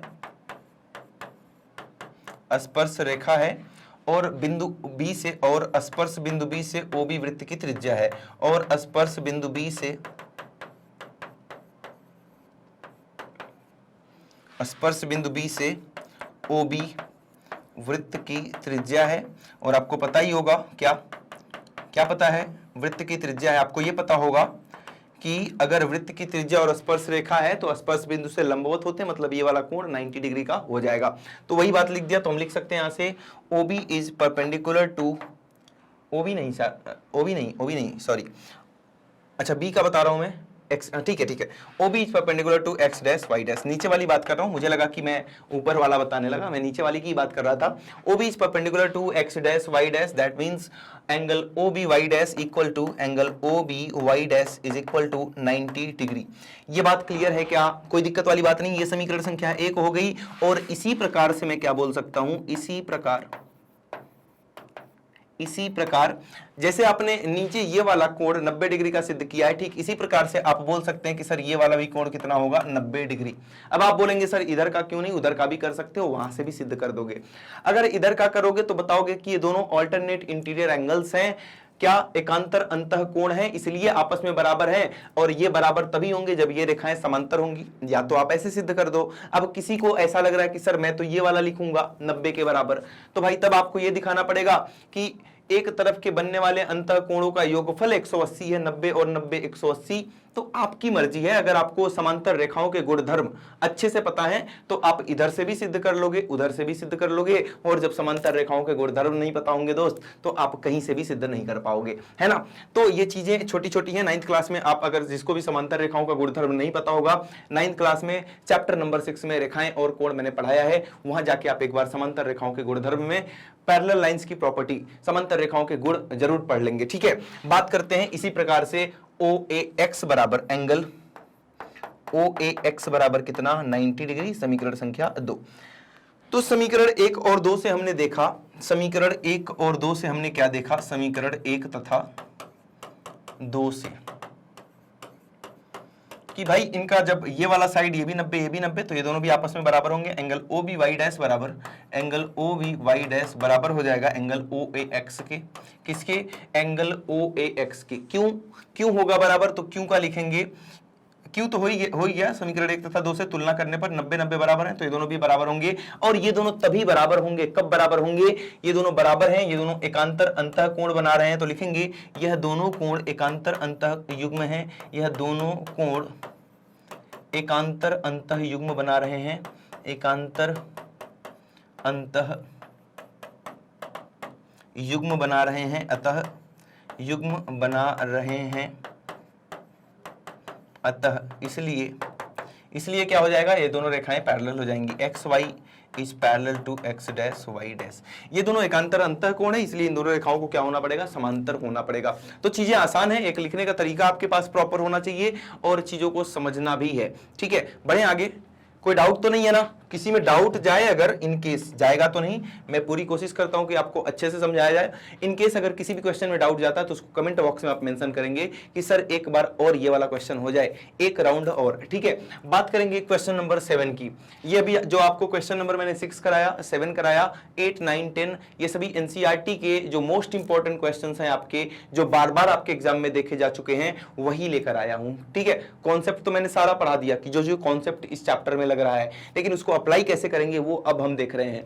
बात करेंगे इस वाले क्वेश्चन की, फोटो देख के याद तो आ गई होगी आपको इस क्वेश्चन की, क्या बात हो रही है यहाँ पर। आकृति में एक्स वाई तथा एक्स डैश वाई डैश, आकृति में एक्स वाई ये वाली रेखा और एक्स डैश वाई डैश ये वाली रेखा इस वृत्त की स्पर्श रेखाएं हैं, दोनों की दोनों क्या हैं, वृत्त पर दो समांतर स्पर्श रेखाएं हैं, ये और ये समांतर हैं दोनों, ठीक है। आगे की बात, और स्पर्श बिंदु सी पर स्पर्श रेखा AB, स्पर्श बिंदु सी पर एक और स्पर्श रेखा है जिसका नाम है क्या, AB जो है एक्स वाई को A तथा B पर प्रतिच्छेद कर रहा, मतलब यहाँ पर A पर प्रतिच्छेद कर रहा है एक्स वाई को, एक्स डैश वाई डैश को कहाँ पर प्रतिच्छेद कर रही है, रेखा AC जो है, ये AB जो है वो B पर प्रतिच्छेद कर रही है। कोई डाउट वाली बात तो नहीं यहाँ तक, ठीक है। तो हमें ये सिद्ध करना है, जो भी है हमें ये सिद्ध करना है कि ये वाला कोण 90 डिग्री का होगा, ये वाला कोण 90 डिग्री का होगा। अब ये दोनों समांतर रेखाएं हैं, तो ये क्या हो जाएगा, ये वृत्त का व्यास हो जाएगा, ये वृत्त का व्यास हो जाएगा, ऐसा हमने अभी सिद्ध किया था। तो लिखेंगे x y is parallel to x dash y dash, अतः PQ वृत्त का व्यास है, अतः PQ वृत्त का क्या हो जाएगा, व्यास हो जाएगा। बात पता है ना कि जो दो समांतर रेखाएं होती हैं वो एक व्यास के सिरों पर स्थित होती हैं, तो जब ये दोनों समांतर रेखाएं हो गई तो इसको क्या बनना पड़ेगा, व्यास बनना पड़ेगा, PQ एक व्यास हो जाएगा। बड़े ही आसान तरीके से ये क्वेश्चन मैं आप लोगों को बता रहा हूँ, उसको ध्यान से समझना है। यहाँ पर एक रचना होती है जिसको आपको याद रखना है। मैंने जब लास्ट टाइम बताया था तभी बताया था कि OC को मिलाना, OC को मिलाना अगर भूल गए तो ये क्वेश्चन कभी नहीं कर पाओगे आप। अगर OC को मिलाना नहीं भूले, अगर आपने OC को मिला दिया तो अपने आप ये क्वेश्चन सॉल्व हो जाएगा। इस क्वेश्चन में कोई दम नहीं है, बस देखने में घुमा फिरा दिख रहा है। अगर आपने OC को मिला दिया, जैसा कि हमने मिला दिया, अब देखो इसको मैं कैसे फटाफट करवाता हूं आपको, ठीक है। सबसे पहली बात कि आपको इन दोनों त्रिभुजों को आपको क्या करना है, सर्वांगसम सिद्ध कर लेना है। क्या करना है दोस्त, सर्वांगसम सिद्ध करेंगे आप इन दो के दोनों त्रिभुजों को। कैसे, तो कैसे, तो आपको पता ही होना चाहिए। सबसे पहले हम ये लिख लेते हैं OPA में त्रिभुज OPA तथा नीचे वाले त्रिभुज का नाम बताएंगे त्रिभुज OCA में, ठीक है ना। इतना याद रखोगे कि एक बार इन ऊपर के दोनों को सर्वांगसम आपस में करना है और उसी प्रकार से नीचे के दोनों आपस में सर्वांगसम होने चाहिए। बस बात खत्म, उसके बाद मैं कुछ नहीं करने को कहूंगा, बस सर्वांगसम सिद्ध कर दो, आपका आंसर आ जाएगा। किस प्रकार से ध्यान देंगे, तो लिखेंगे 3 पॉइंट, 3 बातें बता दो जिससे कि सर्वांगसम कर दूं। 3 बातें जल्दी से। सबसे पहली बात क्या, OP बराबर OC, OP बराबर OC क्यों, रेडियाई ऑफ सेम सर्कल, एक ही वृत्त की त्रिज्याएं, एक ही वृत्त की त्रिज्याएं हो जाएंगी ये। दूसरी बात जल्दी बताएंगे दोस्त, दूसरी बात जल्दी से बताएंगे मुझे, ये मैंने दिखा दिया कि भाई ये OP जो है वो OC के बराबर है, OP भी वृत्त की त्रिज्या है, OC भी वृत्त की क्या है, त्रिज्या है। दूसरी बात सर ये हो जाएगी कि ये दोनों में आ रहा है, ये उभयनिष्ठ हो जाएगा, OA बराबर OA, क्या OA बराबर OA, उभयनिष्ठ भुजा, उभयनिष्ठ भुजा। क्लियर है बात, कोई दिक्कत वाली बात नहीं है। तीसरी बात क्या करेंगे, तीसरी बात दोस्त आप ये बता सकते हैं क्या, तीसरी बात या तो आप 90-90 दिखा दें यहाँ पर कि ये सर स्पर्श रेखा, ये त्रिज्या 90-90, वो भी सही है। और एक और बात बता सकते हैं आप कि ये बाह्य बिंदु से खींची गई जो स्पर्श रेखाएं होती हैं, इनकी लंबाई आपस में क्या होती है, बराबर होती है, मतलब कि AP जो है वो AC के क्या हो जाएगा, बराबर हो जाएगा। तो यहाँ पे लिखेंगे 3rd पॉइंट, AP बराबर AC, कितना, AP बराबर AC। रीजन क्या होगा कि बाह्य बिंदु से खींची गई स्पर्श रेखाओं की लंबाइयां आपस में बराबर होती हैं। बाह्य बिंदु से खींची गई स्पर्श रेखाओं की लंबाइयां, खींची गई स्पर्श रेखाओं की या स्पर्शियों की भी लिख सकते हो, आपकी मर्जी है, दोनों नाम से जाना जाता है। स्पर्शियों की लंबाइयां आपस में बराबर होती हैं, आपस में बराबर होती है। ये कहानी आप खुद से लिख लेंगे आगे की, ठीक है। ये 3 पॉइंट आपको मिल चुके हैं। तो भाई भुजा भुजा भुजा प्रमेय, भुजा भुजा भुजा सर्वांगसमता कसौटी के अनुसार ये दोनों त्रिभुज आपस में क्या हो चुके हैं, सर्वांगसम हो चुके हैं। नाम लिखो इनका, त्रिभुज OPA इज कॉन्ग्रुएंट टू, त्रिभुज OPA इज कॉन्ग्रुएंट टू किसके, OCA, त्रिभुज OCA।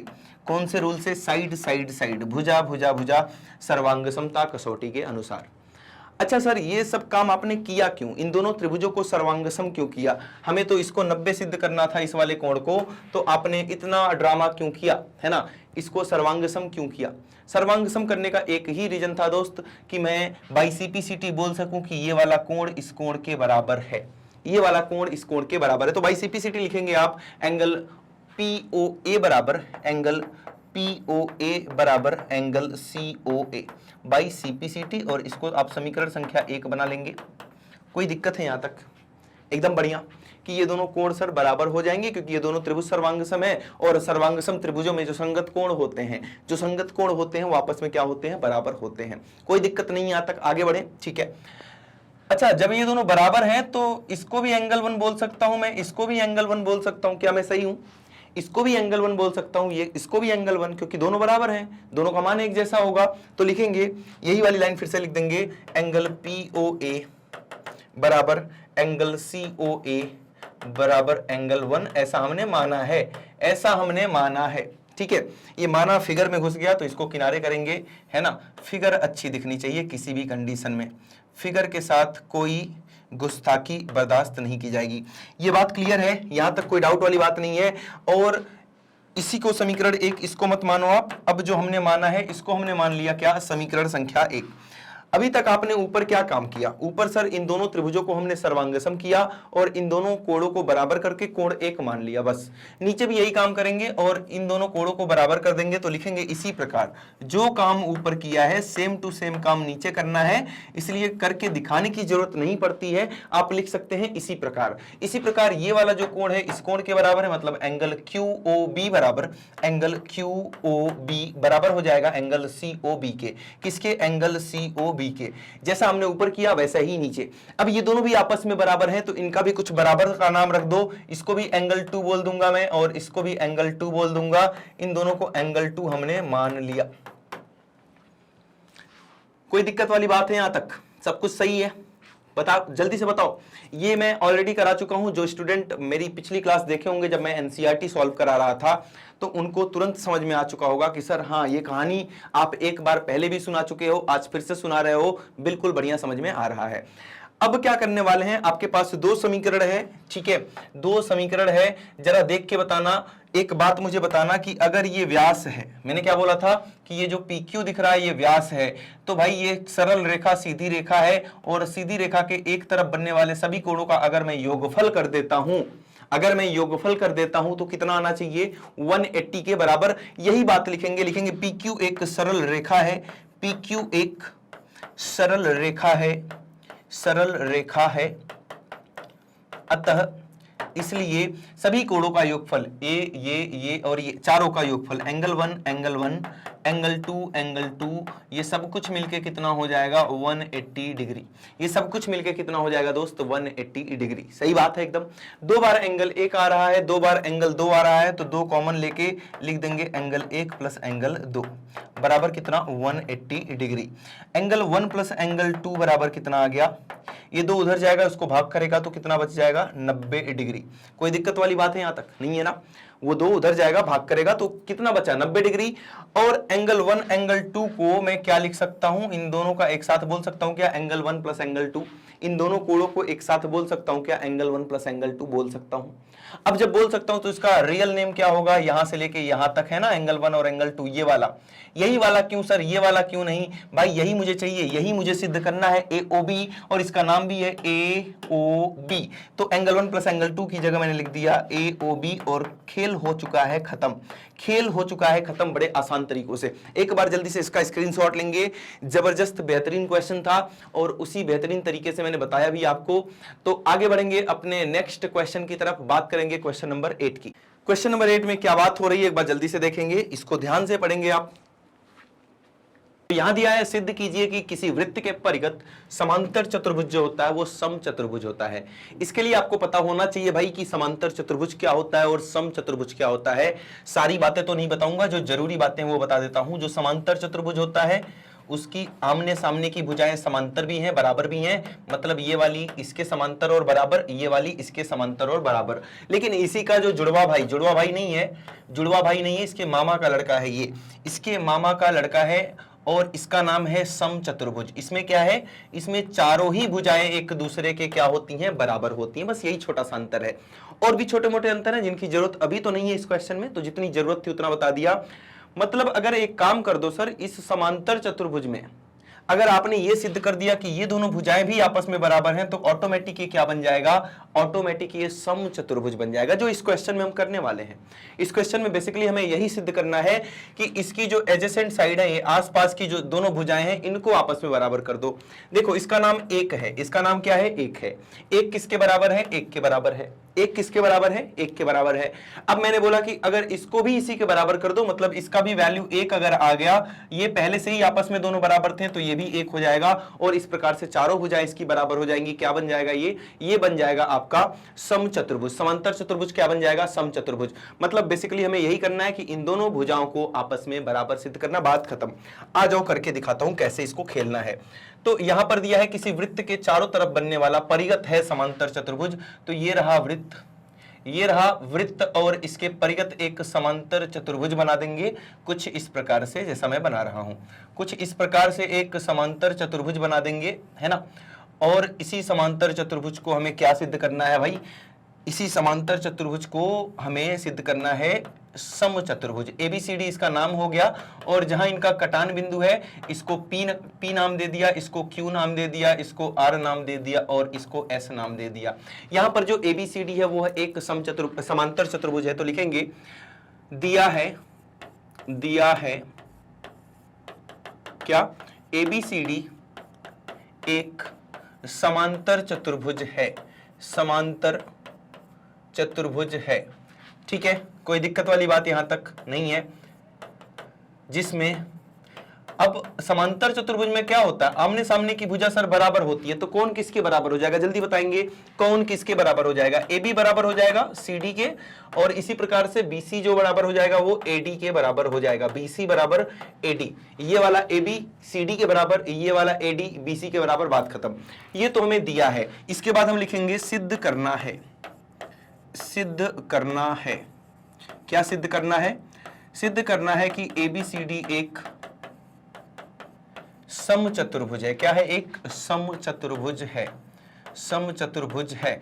अर्थात क्या, ए बी बराबर बी सी बराबर सी डी बराबर डी ए, मतलब आपने इनको चारों भुजाओं को बराबर सिद्ध करना है, चारों भुजाओं को एक दूसरे के बराबर सिद्ध करना है। कैसे करेंगे, बात आती है सर कैसे इसको खेला जाएगा, बड़ा ही आसान और दमदार प्रश्न, बड़ा ही आसान और दमदार प्रश्न। कैसे करेंगे, सबसे पहले हम भुजा पॉइंट ए को पकड़ेंगे। पॉइंट ए आपको एक बाह्य बिंदु दिख रहा है, क्या है ये, यह सर एक बाह्य बिंदु है, और हमें पता है कि बाह्य बिंदु से खींची गई स्पर्शियां जो होती हैं, स्पर्श रेखाएं जो होती हैं वो आपस में बराबर होती हैं, मतलब कि एपी जो होगा वो ए एस के क्या हो जाएगा, बराबर हो जाएगा। तो ये बात लिखो, लिखेंगे बाह्य बिंदु से खींची गई स्पर्शियां आपस में बराबर होती हैं, ये बात आप खुद से लिखेंगे, आपस में बराबर होती हैं, ठीक है। तो यहां से मैं लिख दूंगा सबसे पहली बात AP बराबर क्या, AS। इसी प्रकार से, बिल्कुल इसी प्रकार से यहां पर क्या है B, और BP बराबर किसके सर, BQ के, क्योंकि ये दोनों भी बाह्य बिंदु से क्या है, स्पर्शियां हैं।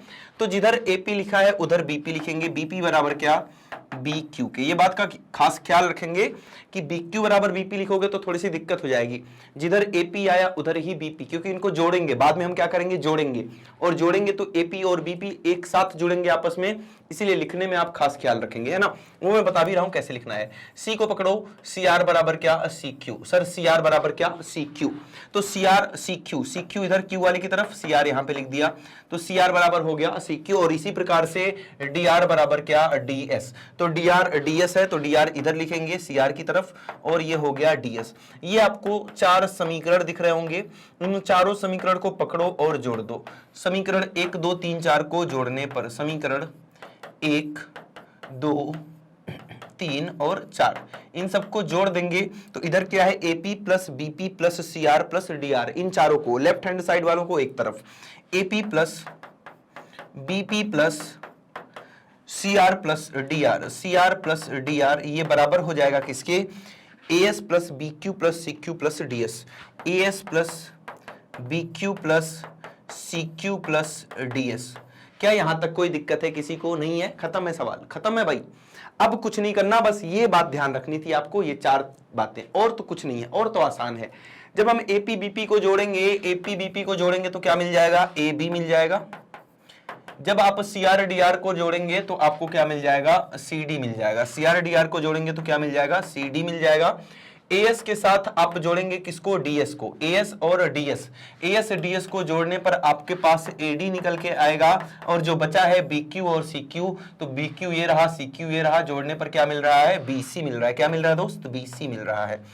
सर ये तो आपने सिद्ध कर दिया, लेकिन कहीं ना कहीं हमें सिद्ध करना था कि ये चारों भुजाएं आपस में बराबर होती हैं। ये कैसे होगा, ये होगा यहां से, ये होगा यहां से। AB CD के बराबर है तो AB को AB रहने दो, और CD की जगह पर भी आप किसको लिख देंगे, CD की जगह पर भी आप AB को लिखेंगे, इसकी जगह पर भी AB आ गया। इसी प्रकार से AD BC के बराबर है तो AD को AD रहने दो, और BC की जगह पर भी आप क्या लिख देंगे, आप BC की जगह पर भी AD लिख देंगे। क्यों लिख देंगे, क्योंकि BC और AD आपस में बराबर हैं। यहां से आपको क्या मिला कि 2 बार AB बराबर हो गया 2 बार AD के, 2 से 2 कट गया, और आपके पास यहां से निकल के आ रहा है AB बराबर AD। क्या निकल के आ रहा है, AB बराबर AD। कोई दिक्कत वाली बात है यहां तक, एकदम बढ़िया।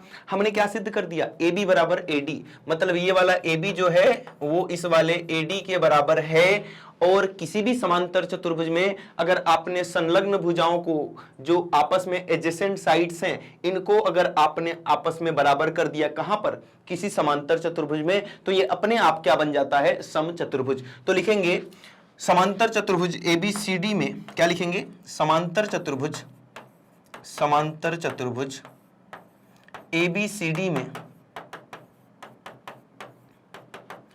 ए बी बराबर ए डी है, अतः ABCD एक समचतुर्भुज है। ABCD एक समचतुर्भुज है। बात हो गई खत्म, बात हो गई खत्म, ठीक है। ABCD एक समचतुर्भुज है। तो इतना आसान क्वेश्चन था ये, ठीक है, और मोस्ट इंपॉर्टेंट। जल्दी से स्क्रीनशॉट और बढ़ेंगे आज के सेकंड लास्ट क्वेश्चन नंबर 9 पर। क्वेश्चन नंबर 9 की बात कर लेते हैं। क्या दिया है यहाँ पर, 4 सेंटीमीटर त्रिज्या वाले एक वृत्त के परिगत एक त्रिभुज ABC इस प्रकार खींचा गया है कि रेखाखंड BD और DC की लंबाइयां क्रमशः 8 और 6 हैं। जब भी मैं ये चैप्टर कराता हूं आपको, चाहे वो NCERT हो गया, चाहे वो मोस्ट इंपॉर्टेंट क्वेश्चंस हो गया, चाहे आज का 1 शॉट रिवीजन हो गया, सब में ये वाला क्वेश्चन मैंने जरूर कराया है। क्यों? क्योंकि ये वाला क्वेश्चन बार बार 1000 बार आपके एग्जाम में देखने को मुझे मिलता रहता है। तो इसको मैं बार बार आपको प्रैक्टिस कराता हूं, और बार बार प्रैक्टिस कराने के बाद भी कहीं ना कहीं गलती होने के चांसेस होते हैं इस क्वेश्चन में। नहीं करनी है गलती। अभी बहुत लोगों ने समझ लिया होगा कि सर ने इसका 2 कॉन्सेप्ट बताया। पहले हम बात करेंगे इसके कॉन्सेप्ट की। कॉन्सेप्ट क्या है यहाँ पर? कॉन्सेप्ट ये है कि ये जो त्रिभुज दिख रहा है बड़ा सा ABC, इसी की आपको 2 बार क्षेत्रफल निकाल लेना है। इसी त्रिभुज का 2 बार। एक बार क्षेत्रफल निकालेंगे आप हीरोन का सूत्र का यूज करके, जो आपने 9th क्लास में पढ़ा है, और एक बार हम अपना बेसिक फॉर्मूला जो हमें आता है 1/2 गुणे आधार गुणे ऊंचाई, इन्हीं दोनों फॉर्मूलों का यूज करके हम 2 बार इसका क्षेत्रफल निकालेंगे। बस आपको यही बात याद रखनी है, अपने मन में कहीं ना कहीं इसको स्टोर करके रखना है। और इन्हीं दोनों क्षेत्रफलों को, अब दोनों एक ही त्रिभुज के क्षेत्रफल हैं, यहां से भी आप उसी त्रिभुज का क्षेत्रफल निकाल रहे हो, यहां से भी आप उसी त्रिभुज का क्षेत्रफल निकाल रहे हो, फिर दोनों क्षेत्रफल को आपस में क्या कर दो, बराबर कर दो, आंसर अपने आप आपके सामने होगा। यही काम मैं आपको करके दिखाता हूं। अब इसके लिए जगह थोड़ी सी ज्यादा लगेगी, तो आ जाओ साइड में इसको करेंगे। एक बार मुझे क्वेश्चन पढ़ लेने दो। 4 सेंटीमीटर है, ये 8 है और ये 6 है, ठीक है। ये 8 है और ये 6 है। अब यहां पर आप देखेंगे कि वही वाला त्रिभुज मैं एक बार दोबारा से बनाता हूं आपके सामने। ये रहा वही वाला त्रिभुज ABC, ये रहा वही वाला त्रिभुज क्या, ABC। क्लियर है बातें? और इसके अंदर एक वृत्त है। इसके अंदर क्या है, एक वृत्त खींचना है हमें। तो इसके अंदर एक वृत्त खींचते हैं, ठीक है। सर मजा नहीं आया वृत्त देख के? अभी आएगा, टेंशन क्यों लेते हो? अभी ठीक है ना? अभी भी नहीं ठीक है सर? अब ठीक है? हाँ अब बढ़िया है। एक वृत्त इसी के अंदर खींच लिया, नहीं ठीक है? कहां बढ़िया है तुम लोग भी यार। हाँ अब ठीक है, अब बिल्कुल परफेक्ट है। तो ABC एक त्रिभुज था, है ना। ये रहा ABC, इसका नाम था ABC। ABC इसका नाम था। यहां पे क्या नाम है एक बार देखेंगे। यहां पे नाम था D, ठीक है। बस O है, D है, 6, 8 और इसकी त्रिज्या 4, ठीक है। आ जाओ फिर से यहीं पे। यहां पर सर O था और इसको मिला दिया, इसको D बोल दिया। ये वाला 6 सेंटीमीटर था और ये वाला 8 सेंटीमीटर था। कोई दिक्कत वाली बात यहां तक नहीं है। और हमसे बोल रहा है कि आप क्या करो, इन दोनों भुजाओं की लंबाई ज्ञात करो। एक भुजा की लंबाई आपको पता है कितनी, 8 और 6 14। BC का मान आपको 14 दिया है। इसकी त्रिज्या जो है वो त्रिज्या कितनी है, 4 सेंटीमीटर। त्रिज्या कितनी दिया है आपको, 4 सेंटीमीटर। मैंने बताया कि इसी त्रिभुज का फॉर्मूला एक बार आप कैसे निकालेंगे, एक बार आप हीरोन का सूत्र यूज करके निकालेंगे। सबसे पहले हम इसी का फॉर्मूला हीरोन का सूत्र यूज करके निकालते हैं। हीरोन के सूत्र यूज करने में आप देखेंगे, पहले उससे पहले आप एक बात समझो कि सर ये बाह्य बिंदु है, ये दोनों स्पर्शियां हैं, ये 6 का है तो ये भी 6 सेंटीमीटर का हो जाएगा यहां से लेके यहां तक। ये 8 का है तो ये वाला 8 सेंटीमीटर हो जाएगा यहां से लेके यहां तक। क्या इतनी बातों में कोई दिक्कत है किसी को? क्या इतनी बातों में, जितनी बातें मैंने अभी तक बताया, क्या इसमें कोई दिक्कत है? नहीं है। तो आगे की बात देखो। सर इसके बारे में कुछ नहीं पता, इसको आप x मान लो। और ये क्योंकि बाह्य बिंदु से दोनों स्पर्शियां हैं, ये वाला x तो ये वाला भी कितना, x हो जाएगा। ये खेल समझ में आ गया? अच्छा मैं इसी त्रिभुज को अगर नीचे आपको बना के दिखाता हूं कुछ इस प्रकार से, इसका नाम है ABC। ये हो गया 8 और 6 14 सेंटीमीटर। ये हो गया 6 और x 6 प्लस x सेंटीमीटर। और ये हो गया 8 प्लस x मतलब 8 प्लस x सेंटीमीटर। नीचे बना दिया, अब आसान लग रहा है देखने में। तीनों भुजाएं पता हैं, तीनों भुजाएं पता हैं, तो हीरोन का सूत्र लगाएंगे। हीरोन के सूत्र में सबसे पहले हम अर्ध परिमाप निकालेंगे, जिसमें तीनों भुजाओं का योग करते थे और बटे में 2 करते थे। वही काम आज फिर से करके दिखा दो। तीनों भुजाओं का योग कर दो, 14, दूसरी भुजा कितनी है 6 + x, तीसरी भुजा कितनी है 8 + x, डिवाइडेड बाई 2। 8 से 14 और 14 28, 28 + 2x, 28 + 2x divided by 2, 28 + 2x, 2 common लेके इसको आसान बनाएंगे, 14 + x बटे 2, 2 से 2 कट गया, और आपके पास जो सेमी पेरीमीटर मतलब कि अर्ध परिमाप निकल के आ रहा है वो आ रहा है 14 + x सेंटीमीटर। कितना? 14 + x सेंटीमीटर। क्या यहां तक कोई दिक्कत है? क्या s निकालने में कोई दिक्कत है? नहीं, s निकाल लिया हमने। अब जो त्रिभुज का, जो हीरोन ने त्रिभुज का क्षेत्रफल का फॉर्मूला दिया है वो लिखेंगे। वो होता है √s, s - a, s - b, s - c। क्या होता है? √s, s - a, s - b और s - c। ये हीरोन ने फॉर्मूला दिया था। सबका मान पता है, s का मान आपके पास 14 + x है, a, b और c त्रिभुज की तीनों भुजाओं का मान है। यही मान रखेंगे। आ जाओ यहां पर, मान रख के दिखाओ मुझे। s का मान सर 14 + x है, इसको लिख दिया। उसके बाद लिखा है s - a, s का मान 14 + x, फिर माइनस लगा है, और a का मान कितना? ये वाली भुजा को a बोल दिया, इसको b बोल दिया, इसको c। a का मान कितना? 14 है। दूसरे कोष्ठक में s - b है, तो s का मान दूसरे कोष्ठक में क्या है? s - b। s का मान आप पहले लिखेंगे 14 + x। सर यहां पर आपने कोष्ठक लगा दिया, यहां नहीं लगाया। यहां पर माइनस के बाद केवल 1 नंबर था, लेकिन यहां माइनस के बाद 2 नंबर आ रहे हैं, तो इसीलिए है ना, 2 चीजें आ रही हैं। तो s - b, b का मान कितना है? 6 + x। तो माइनस हो तो संभल के काम करना है, नहीं तो गलती आप लोग छोटी मोटी कर जाते हो, वो नहीं करना है। अब s - c लिखना है। सर s का मान 14 + x है, और c का मान जो है वो 8 + x है। कितना? 8 + x। ठीक है ना, कोई दिक्कत? s, s - a, s - b, s - c। ठीक है, अब इसको सॉल्व करो जल्दी से। √14 + x, 14 से 14 को उड़ा दिया तो यहां पर बचा केवल और केवल x। यहां पर माइनस चिन्ह को अंदर करेंगे तो 14 + x, और ये माइनस अंदर जाएगा, दोनों को माइनस करेगा, -6 - x। यहां भी वही काम करेंगे, 14 + x -8 - x, -8 - x। क्लियर है बातें? ठीक है, अब यहां देखेंगे, x से x को काट दिया, x से x को काट दिया, कितना बच गया? यहां पर आ गया आपका 14 + x। कितना आ गया दोस्त? 14 + x, यहां पर x है, 14 - 6 8 हो गया, और 14 - 8 कितना हो गया? 6 हो चुका है। कोई दिक्कत वाली बात यहां तक नहीं है, सब कुछ बढ़िया जा रहा है। ध्यान देना, अभी ज्यादा कुछ नहीं करना है, बस हो चुका। इसके आगे क्या ही सॉल्व करोगे, है ना। तो ये फॉर्मूले से, हीरोन के फॉर्मूले से ये आपके पास आंसर आ गया। इसको एक लाइन और करेंगे बस, 8 × 48 हो गया। x को आगे लिख दिया, और ये 14 + x को पीछे लिख दिया, तो इतना स्क्वायर मीटर, इतना स्क्वायर मीटर, इतना स्क्वायर सेंटीमीटर। सेंटीमीटर में है तो स्क्वायर का मतलब ऐसे लिखते हैं ना आप लोग, वर्ग सेंटीमीटर, वर्ग सेंटीमीटर। वर्ग सेंटीमीटर क्यों? क्योंकि ये क्या है? ये क्षेत्रफल है। किसी भी चीज का क्षेत्रफल होता है तो वर्ग यूनिट उसका मापन होता है ना, वर्ग इकाई, वर्ग इकाई में उसको हम मापते हैं। कोई दिक्कत वाली बात नहीं है। एक काम तो कर दिया कि इसी त्रिभुज का क्षेत्रफल हीरोन फॉर्मूले से निकाल दिया। दूसरी बात मैंने क्या बताई थी? ये तो मैंने पहली बात बताई थी, मैं दूसरी बात क्या बताया था वो ध्यान दो। दूसरी बात मैंने बताया था कि त्रिभुज ABC का क्षेत्रफल आपको दूसरे तरीके से निकालना है। त्रिभुज ABC का क्षेत्रफल आपको दूसरे तरीके से निकालना है। मतलब कैसे निकालेंगे, आओ सीखते हैं। यहां पर देखो, त्रिभुज को 3 भागों में विभाजित करेंगे हम। ये पहला भाग OBC, ये दूसरा भाग OCA। तो आपको 3 त्रिभुज दिख रहे हैं, एक ये वाला, एक ये वाला और एक ये वाला। तो अगर पूरे त्रिभुज का क्षेत्रफल निकालना है तो इसको मैं तोड़ सकता हूं 3 भागों में, और तीनों को जोड़ दिया तो पूरे त्रिभुज का क्षेत्रफल आपके हाथ में होगा। किस प्रकार से, आइए समझते हैं। तो पूरे त्रिभुज का क्षेत्रफल में मैं लिखूंगा त्रिभुज OBC, नीचे वाले का OBC का क्षेत्रफल,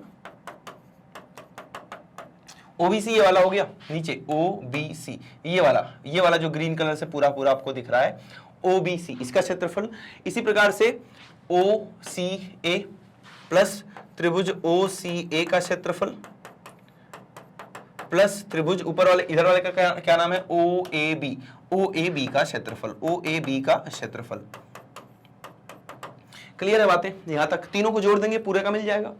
अब इन तीनों को एक ही फॉर्मूले से निकालना है सर, 1/2 गुणे आधार गुणे ऊंचाई। ओबीसी की बात सबसे पहले करते हैं। ओबीसी ये रहा नीचे वाला, तो 1/2 गुणे आधार, आधार यहां से लेके यहां तक ये वाला कितना हो गया आधार 14, आधार कितना 14 गुणे ऊंचाई, ऊंचाई तो यही होगा ना, आधार इसको लिया तो इसके ऊपर लंब ये है, ये ऊंचाई हो जाएगा कितना है ये 4 है, तो इसको हम 4 लिखेंगे, कितना 4 लिख देंगे इसको, यहां पर कितना आ जाएगा 4 आ जाएगा। तो 1/2 गुणे आधार गुणे ऊंचाई ये ओबीसी का हो गया, प्लस 1/2 गुणे ओसीए का बताएंगे, इस वाले का बताएंगे, तो आधार कितना है 8 + x, आधार कितना है इसका 8 + x, तो आधार को लिख देंगे 8 + x, और इसकी भी ऊंचाई 4 हो जाएगी क्योंकि ये वृत्त की त्रिज्या है, ये भी 4 है, ये क्या है वृत्त की त्रिज्या है, ये 4 है, तो ये भी कितना हो जाएगा 4 सेंटीमीटर हो जाएगा, तो × 4 प्लस 1/2 गुणे आधार, आधार इसका कितना है 6 + x, और ऊंचाई यही हो जाएगी है ना, यही परपेंडिकुलर होगा ना, ये स्पर्श रेखा ये त्रिज्या परपेंडिकुलर, तो ये कितना है 4 है, तो इसको भी लिख देंगे कितना 4, कोई दिक्कत वाली बात नहीं है। 1/2 आधार गुणे ऊंचाई तीनों त्रिभुज में लगा दिया। अब 2 से 4 को काटेंगे, 2 दूना 4 हो गया, इस 2 से 4 को काटेंगे 2 दूना 4, और इस 2 से 4 को काटेंगे 2 दूना 4। इसी को आप सॉल्व करेंगे कि इस प्रकार से 14 दूना 28 होता है सर, प्लस यहाँ पर 2 बचा है और 8 + x, 2 को अंदर गुणा कराओ, 2 8 16 + 2x, और इस वाले भी 2 को अंदर गुणा कराएंगे, 2 छक्के 12 + 2x, 12 + 2x, 28 16 और 12 कितना हो गया 56 हो गया, और कितना 2x कितना हो गया 4 हो गया। यहां से आप 4 अगर कॉमन लेते हैं तो आपके पास यहां पर x बचेगा, और यहां पर कितना बच जाएगा 14 है ना, इसकी जगह पर 14 बच गया, इसकी जगह पर 4, x को मुझे पहले लिखना था इसलिए इस वाले को पहले लिख दिया, इसकी टेंशन नहीं लेनी है ना, और ये 14 यहां पे आ गया, 14 चौका 56 और 4 गुणे x 4x, कोई दिक्कत वाली बात नहीं है, ये भी आ गया इतना वर्ग सेंटीमीटर। अब ये दोनों क्षेत्रफल एक ही चीज के हैं, ये वाला भी और ये वाला भी, ये भी त्रिभुज एबीसी का ही क्षेत्रफल है, ये भी त्रिभुज एबीसी का ही क्षेत्रफल है। जब दोनों एक ही चीज के क्षेत्रफल होंगे तो दोनों आपस में क्या होंगे बराबर होंगे, तो आओ इन दोनों को आपस में क्या करते हैं बराबर करते हैं। ध्यान देना, यहां पर ध्यान देंगे कैसे इन दोनों को आपस में हम बराबर कर रहे होंगे, उस बात का ध्यान देंगे आप। यहां पर मैं कर देता हूं है ना, जगह कमी है लेकिन कोई दिक्कत वाली बात नहीं है, हो जाएगा। ध्यान देना, इन दोनों को वापस आपस में बराबर करेंगे। समीकरण 1 है, ये समीकरण 2 है, आप खुद से लिख लेंगे यहाँ पे समीकरण 1 तथा 2 से।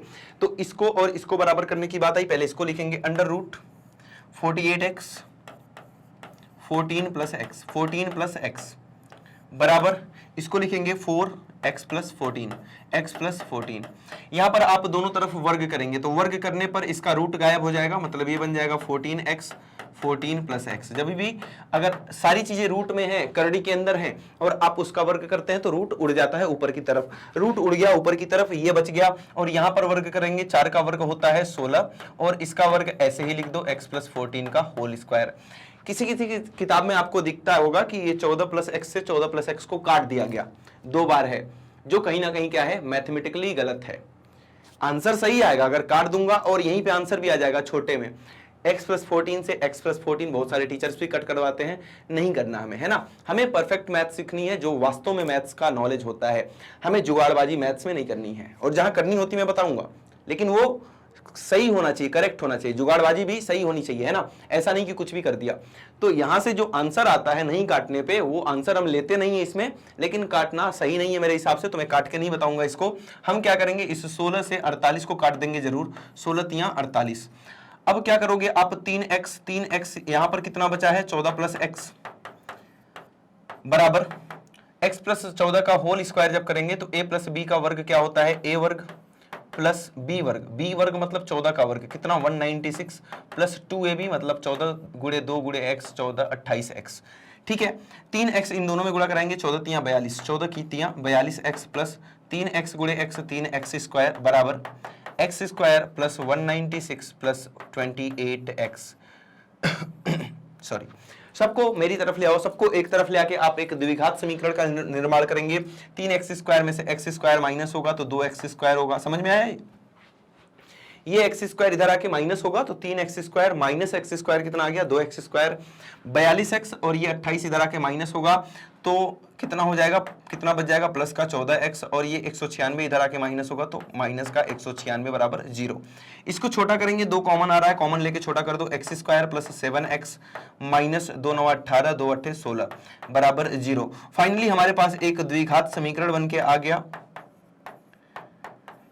क्या इसको फैक्टराइज कर लेंगे आप लोग, गुणनखंड कर लेंगे, द्विघात समीकरण है, खुद से कर लोगे ना, मैं डायरेक्ट आंसर लिख दूं, मैं डायरेक्ट आंसर लिख देता हूं, गुणनखंड करने पे कितना आएगा, तो ये आ जाएगा आपका 14 सत्ते 98 होता है, तो प्लस का 14 और माइनस का 7, प्लस का 14 x प्लस 14 एक ब्रैकेट में और x माइनस 7 एक ब्रैकेट में, ये गुणनखंड करने पे आएगा। अब बीच वाले को तोड़ना वो सब आता है ना आपको, कई बार मैं बता चुका हूं, तो आई होप कि 10वीं क्लास में है भाई आप लोग इसका गुणनखंड खुद से करेंगे। कितना आ जाएगा x प्लस 14 और x माइनस 7, x प्लस 14 को जब आप 0 के बराबर करते हैं तो x बराबर माइनस 14 आता है, जो हम रिजेक्ट करेंगे, जो हम क्या करेंगे, रिजेक्ट करेंगे।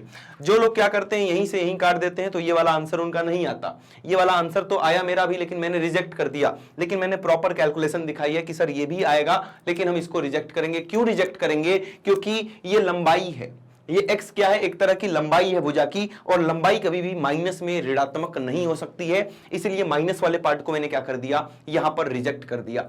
अब यहां से आप अगर देखें तो x माइनस 7 बराबर जब आप 0 करते हैं तो यहां से x का मान 7 आता है, जो कि सही मान है। जब x का मान 7 यहां भी आ गया, 7 यहां भी आ गया, तो 6 7 कितना आ गया 13। AB का मान आपके पास 13 सेंटीमीटर निकल के आ रहा है, और यहां पर AC का मान 8 7 15, AC का मान आपके पास 15 सेंटीमीटर निकल के आ रहा है। क्लियर है चीजें, ठीक है। एक बार अब स्क्रीनशॉट लो इसका, है ना, अब स्क्रीनशॉट लो इसका, अब अच्छा लग रहा है देखने में, क्लियर है बातें, कोई दिक्कत वाली बात नहीं है। यहां तक आगे बढ़े, आगे बढ़ते हैं और बात करते हैं हम, ये वाला क्वेश्चन तो हमने कंप्लीट कर लिया। अब बात करते हैं हम नेक्स्ट क्वेश्चन नंबर 10 की। क्वेश्चन नंबर 10 में क्या दिया है, सिद्ध कीजिए कि वृत्त के परिगत बनी चतुर्भुज की आमने सामने की भुजाएं केंद्र पर संपूरक कोण बनाती हैं। याद आया कुछ पढ़ के, क्या याद आया एक बार बताना, मैं तो बता ही दूंगा, आज ही की क्लास में इसकी बात किया था, एक बार जरूर आप कमेंट के माध्यम से बताएं, मैं देखना चाहता हूं कितने जोश और जुनून के साथ आप लेक्चर देखते हैं, कितने ध्यान से बातों को सुनते हैं। ये वाली बात आज की क्लास में मैंने कहा किया था सॉरी, ये वाली बात मैंने आज की क्लास में कहा किया था, एक बार आप जरूर बताएंगे कमेंट के माध्यम से, देखता हूं मैं भी कि कितने ध्यान से आप लोग मेरी बातें सुन रहे हैं। बात करते हैं यहां पर क्या बातें हो रही हैं उसकी।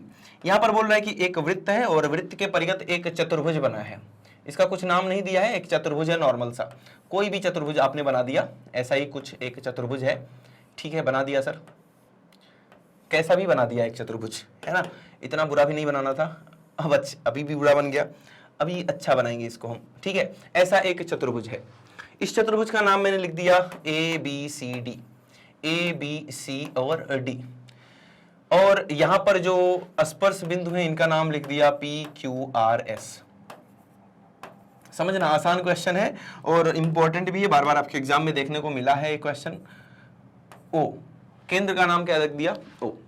क्वेश्चन क्या बोल रहा है कि अगर इनके आमने सामने की भुजाएं मिलाएं हम केंद्र पर जो कोण बन रहा है आमने सामने की भुजाओं से, जैसे AB से एक कोण यहां पर ये बन रहा है, AB की हेल्प से ये वाला कोण बन रहा है, और अगर मैं बात करूं CD की हेल्प से ये वाला कोण बन रहा है। अब इन दोनों कोणों का योगफल कितना चाहिए, 180 डिग्री, यही हमें सिद्ध करना है कि आमने सामने से जो केंद्र पर कोण बनता है वो संपूरक होता है, मतलब इन दोनों का योगफल आपस में 180 डिग्री के बराबर होता है। ये बात हमें सिद्ध करनी है, कैसे करेंगे वही तो बताऊंगा मैं।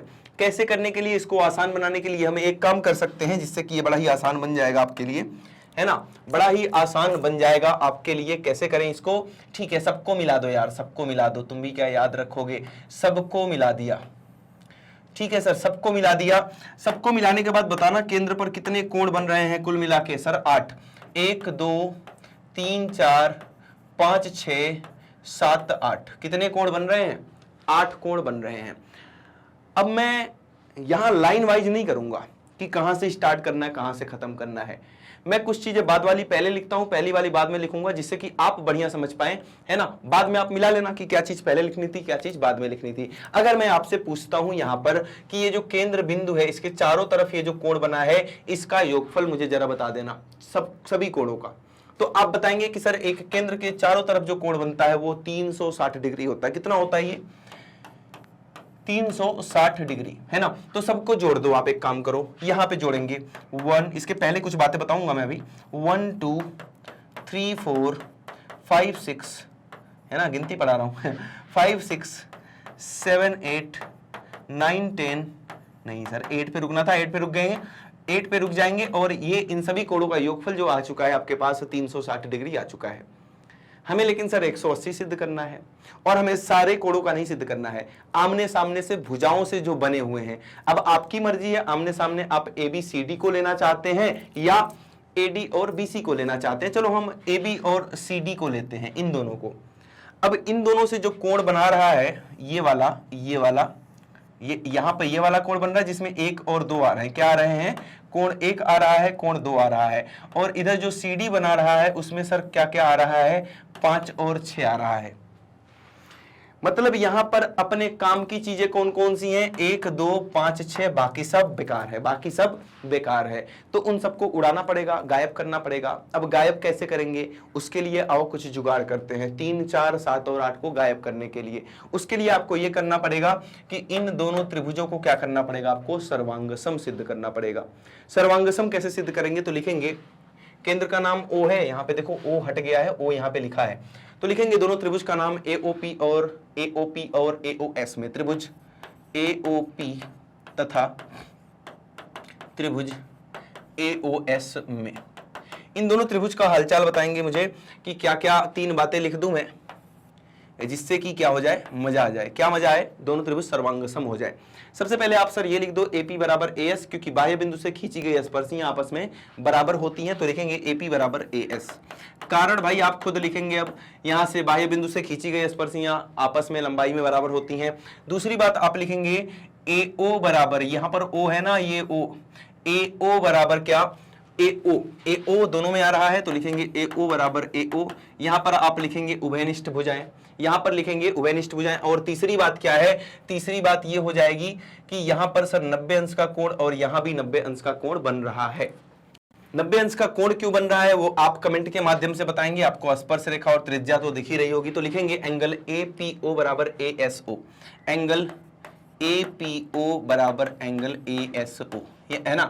यहां पे लिखेंगे आप कि स्पर्श रेखा जो होती है, स्पर्श रेखा जो होती है वो स्पर्श बिंदु से त्रिज्या पर क्या होती है? लंब होती है। ये स्पर्श रेखा हो गई, ये स्पर्श बिंदु हो गई, ये त्रिज्या हो गई, तो यहां भी 90 और यहां भी 90 अंश का कोण बन जाएगा। क्या यहां तक कोई डाउट है? एकदम बढ़िया, तीनों बातें लिख दिया। तो त्रिभुज कितना? APO, त्रिभुज APO सर्वांगसम हो जाएगा त्रिभुज ASO के। कौन सी प्रॉपर्टी से? RHS से। किससे? RHS से। ठीक है, ये हो गया R फॉर राइट एंगल, मतलब 90 अंश का कोण।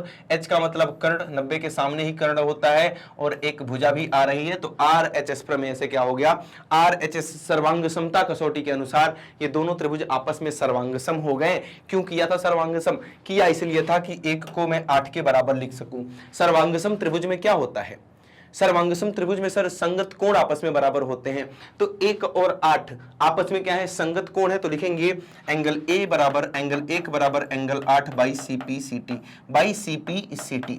इसी प्रकार एक कोना पकड़ के, दो त्रिभुज पकड़ के आपने एक को 8 के बराबर किया, इसी प्रकार 6 बराबर 7 इस कोने पे आएंगे, तो 6 बराबर 7।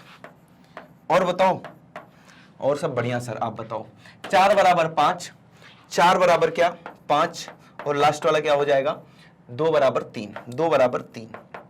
तो एक को करके दिखा दिया, बाकी हमने क्या लिख दिया? इसी प्रकार। अब आ जाओ, इससे मिलते हैं। ये काम की चीज थी, ये भी काम की चीज थी। 3 बेकार था, तो 3 की जगह पे क्या लिख सकते हो? 2। जो बेकार था उसको हटाएंगे। 4 बेकार था सर, 4 की जगह आप 5 लिख दें। 5 चाहिए था हमें, तो 5 को 5 लिखेंगे, 6 को 6 लिखेंगे। सर 7 नहीं चाहिए था, 7 की जगह भी 6 लिखेंगे। और 8 नहीं चाहिए था, 8 की जगह आप 1 लिखेंगे, बराबर 360 डिग्री। 2 बार 1, 2 बार 2, 2 बार 5, 2 बार 6 आ रहा है, तो 2 कॉमन लेके 1 2 5 6 कर दिया, बराबर 360 डिग्री। 2 उधर जाएगा, भाग कर देगा, सब कुछ खत्म कर देगा, सब कुछ नहीं खत्म करेगा, 180 बच जाएगा, है ना। 360 बटे 2 कितना होता है, 180 डिग्री। कितना, 180 डिग्री। 1 और 2 मिलके कौन सा कोण बना रहा है, ये वाला। इस कोण का नाम बताना, AOB, एंगल AOB। 1 और 2 मिलके क्या बना रहा है, एंगल AOB। और इसी प्रकार से 5 और 6 मिलके ये वाला कोण बना रहा है COD। COD इसकी जगह पे लिख दो, बराबर 180 डिग्री। तो आपने क्या देखा कि ये AOD मतलब ये दोनों कोण, 1 और 2 मिलके और 5 और 6 मिलके, ये पूरा और ये पूरा, मतलब कि वृत्त की जो चतुर्भुज है, इसकी आमने सामने की भुजाएं ये वाला कोण और ये वाला कोण मिलके बना रही हैं, जिनको जोड़ने पर हमें योगफल कितना प्राप्त हो रहा है, 180 डिग्री, जो हमें सिद्ध करना था। तो जल्दी से एक बार इसका भी स्क्रीनशॉट लेंगे। बेहतरीन क्वेश्चन था। आई होप कि ये सारी चीजें आपको बहुत ही बढ़िया से समझ में आई होंगी। जो स्टार्टिंग से देख रहे होंगे ये वाला लेक्चर, उनको और ज्यादा मजा आया होगा। तो ये आपके पूरे पाठ का निचोड़ था। इस पर अभी भी मेरी एक राय रहेगी आप लोगों के लिए कि ऐसा नहीं कि वन शॉट रिवीजन है। वन शॉट रिवीजन का असल में मतलब ये होता है कि चैप्टर के बारे में आपको सब कुछ नॉलेज हो चुकी है, लेकिन मैथ्स पढ़ रहे हो आप, कहीं ना कहीं प्रैक्टिस की जरूरत अभी भी है। तो ये 10 क्वेश्चन ही सफिशिएंट नहीं रहेंगे। हाँ, ये 10 क्वेश्चन में आपके एग्जाम में 1 से 2 क्वेश्चन यहां से देखने को मिल सकते हैं। ये मोस्ट इंपॉर्टेंट क्वेश्चन भी कराया मैंने इसमें, लेकिन इसके ऊपर भी ये वृत्त चैप्टर है, एक खतरनाक चैप्टर्स में से एक होता है ये, कि कभी कभी तो हल्का फुल्का आ जाता है और कभी कभी इतने भयंकर क्वेश्चन आ जाते हैं तो कि अच्छे अच्छे बच्चे भी हिला नहीं पाते। जो रियलिटी है, जो सच्चाई है, मैं वो आपको बताऊंगा। तो इस चैप्टर पे कम से कम आप 30 से 35 क्वेश्चन और अगर सॉल्व करते, कुल मिला के 30 से 35 सवाल अगर आप और लगा लेते हैं, जिसमें एनसीईआरटी के सभी क्वेश्चंस इंक्लूड हैं, एनसीईआरटी के अलावा, है ना, एनसीईआरटी कर लिया और कर लिया, कुल मिला के आपने 30 से 35 क्वेश्चन कर लिया तो मोर देन सफिशिएंट है। इतना ही मेहनत, बहुत ज्यादा मेहनत नहीं मांगता, बहुत ज्यादा ये चैप्टर मेहनत नहीं मांगता, रिवीजन मांगता है, बार बार बार बार। आज बताया ये सवाल, अगर आपसे मैं 15-20 दिन बाद पूछूंगा, हो सकता है आपसे ना बने। ये क्यों नहीं बनेगा, क्योंकि आप तब तक ये सारी बातें भूल जाते हैं। तो ये बार बार प्रयास करना पड़ेगा आपको। एनसीईआरटी लेके बैठनी पड़ेगी। एनसीईआरटी के हर एक क्वेश्चन को 12 से 15 बार आप लगाएंगे, जब तब जाके बात बनती है। इतना आसान होता तो हर कोई टॉपर होता दोस्त। तो मेरी बात आई होप कि आप लोग समझ चुके होंगे। वीडियो को लाइक नहीं किया है तो लाइक कर देंगे, और चैनल पर नए हैं तो सब्सक्राइब कर लेंगे, जिससे कि हर एक इंपॉर्टेंट वीडियो की नोटिफिकेशन आपको टाइम टू टाइम मिलती रहे और आपकी कोई भी इंपॉर्टेंट क्लास मिस ना हो। एक छोटी और जरूरी बात, उसके बाद आज की क्लास हम यहीं पर समाप्त कर रहे होंगे। जैसा कि आपको पता है, मैग्नेट ब्रेन्स प्रोवाइड करता है high quality education with fully organised complete course and daily practice problems के साथ। और ये हमारे टॉप कोर्सेज हैं जो इंग्लिश और हिंदी दोनों ही माध्यम में उपलब्ध होते हैं।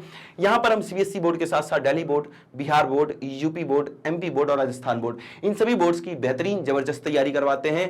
और इसके साथ ही वैदिक मैथ्स क्रैश कोर्स और स्पोकन इंग्लिश की भी क्लासेज अवेलेबल हैं। ये सब कुछ आपको यूट्यूब पर अवेलेबल मिल जाएगा।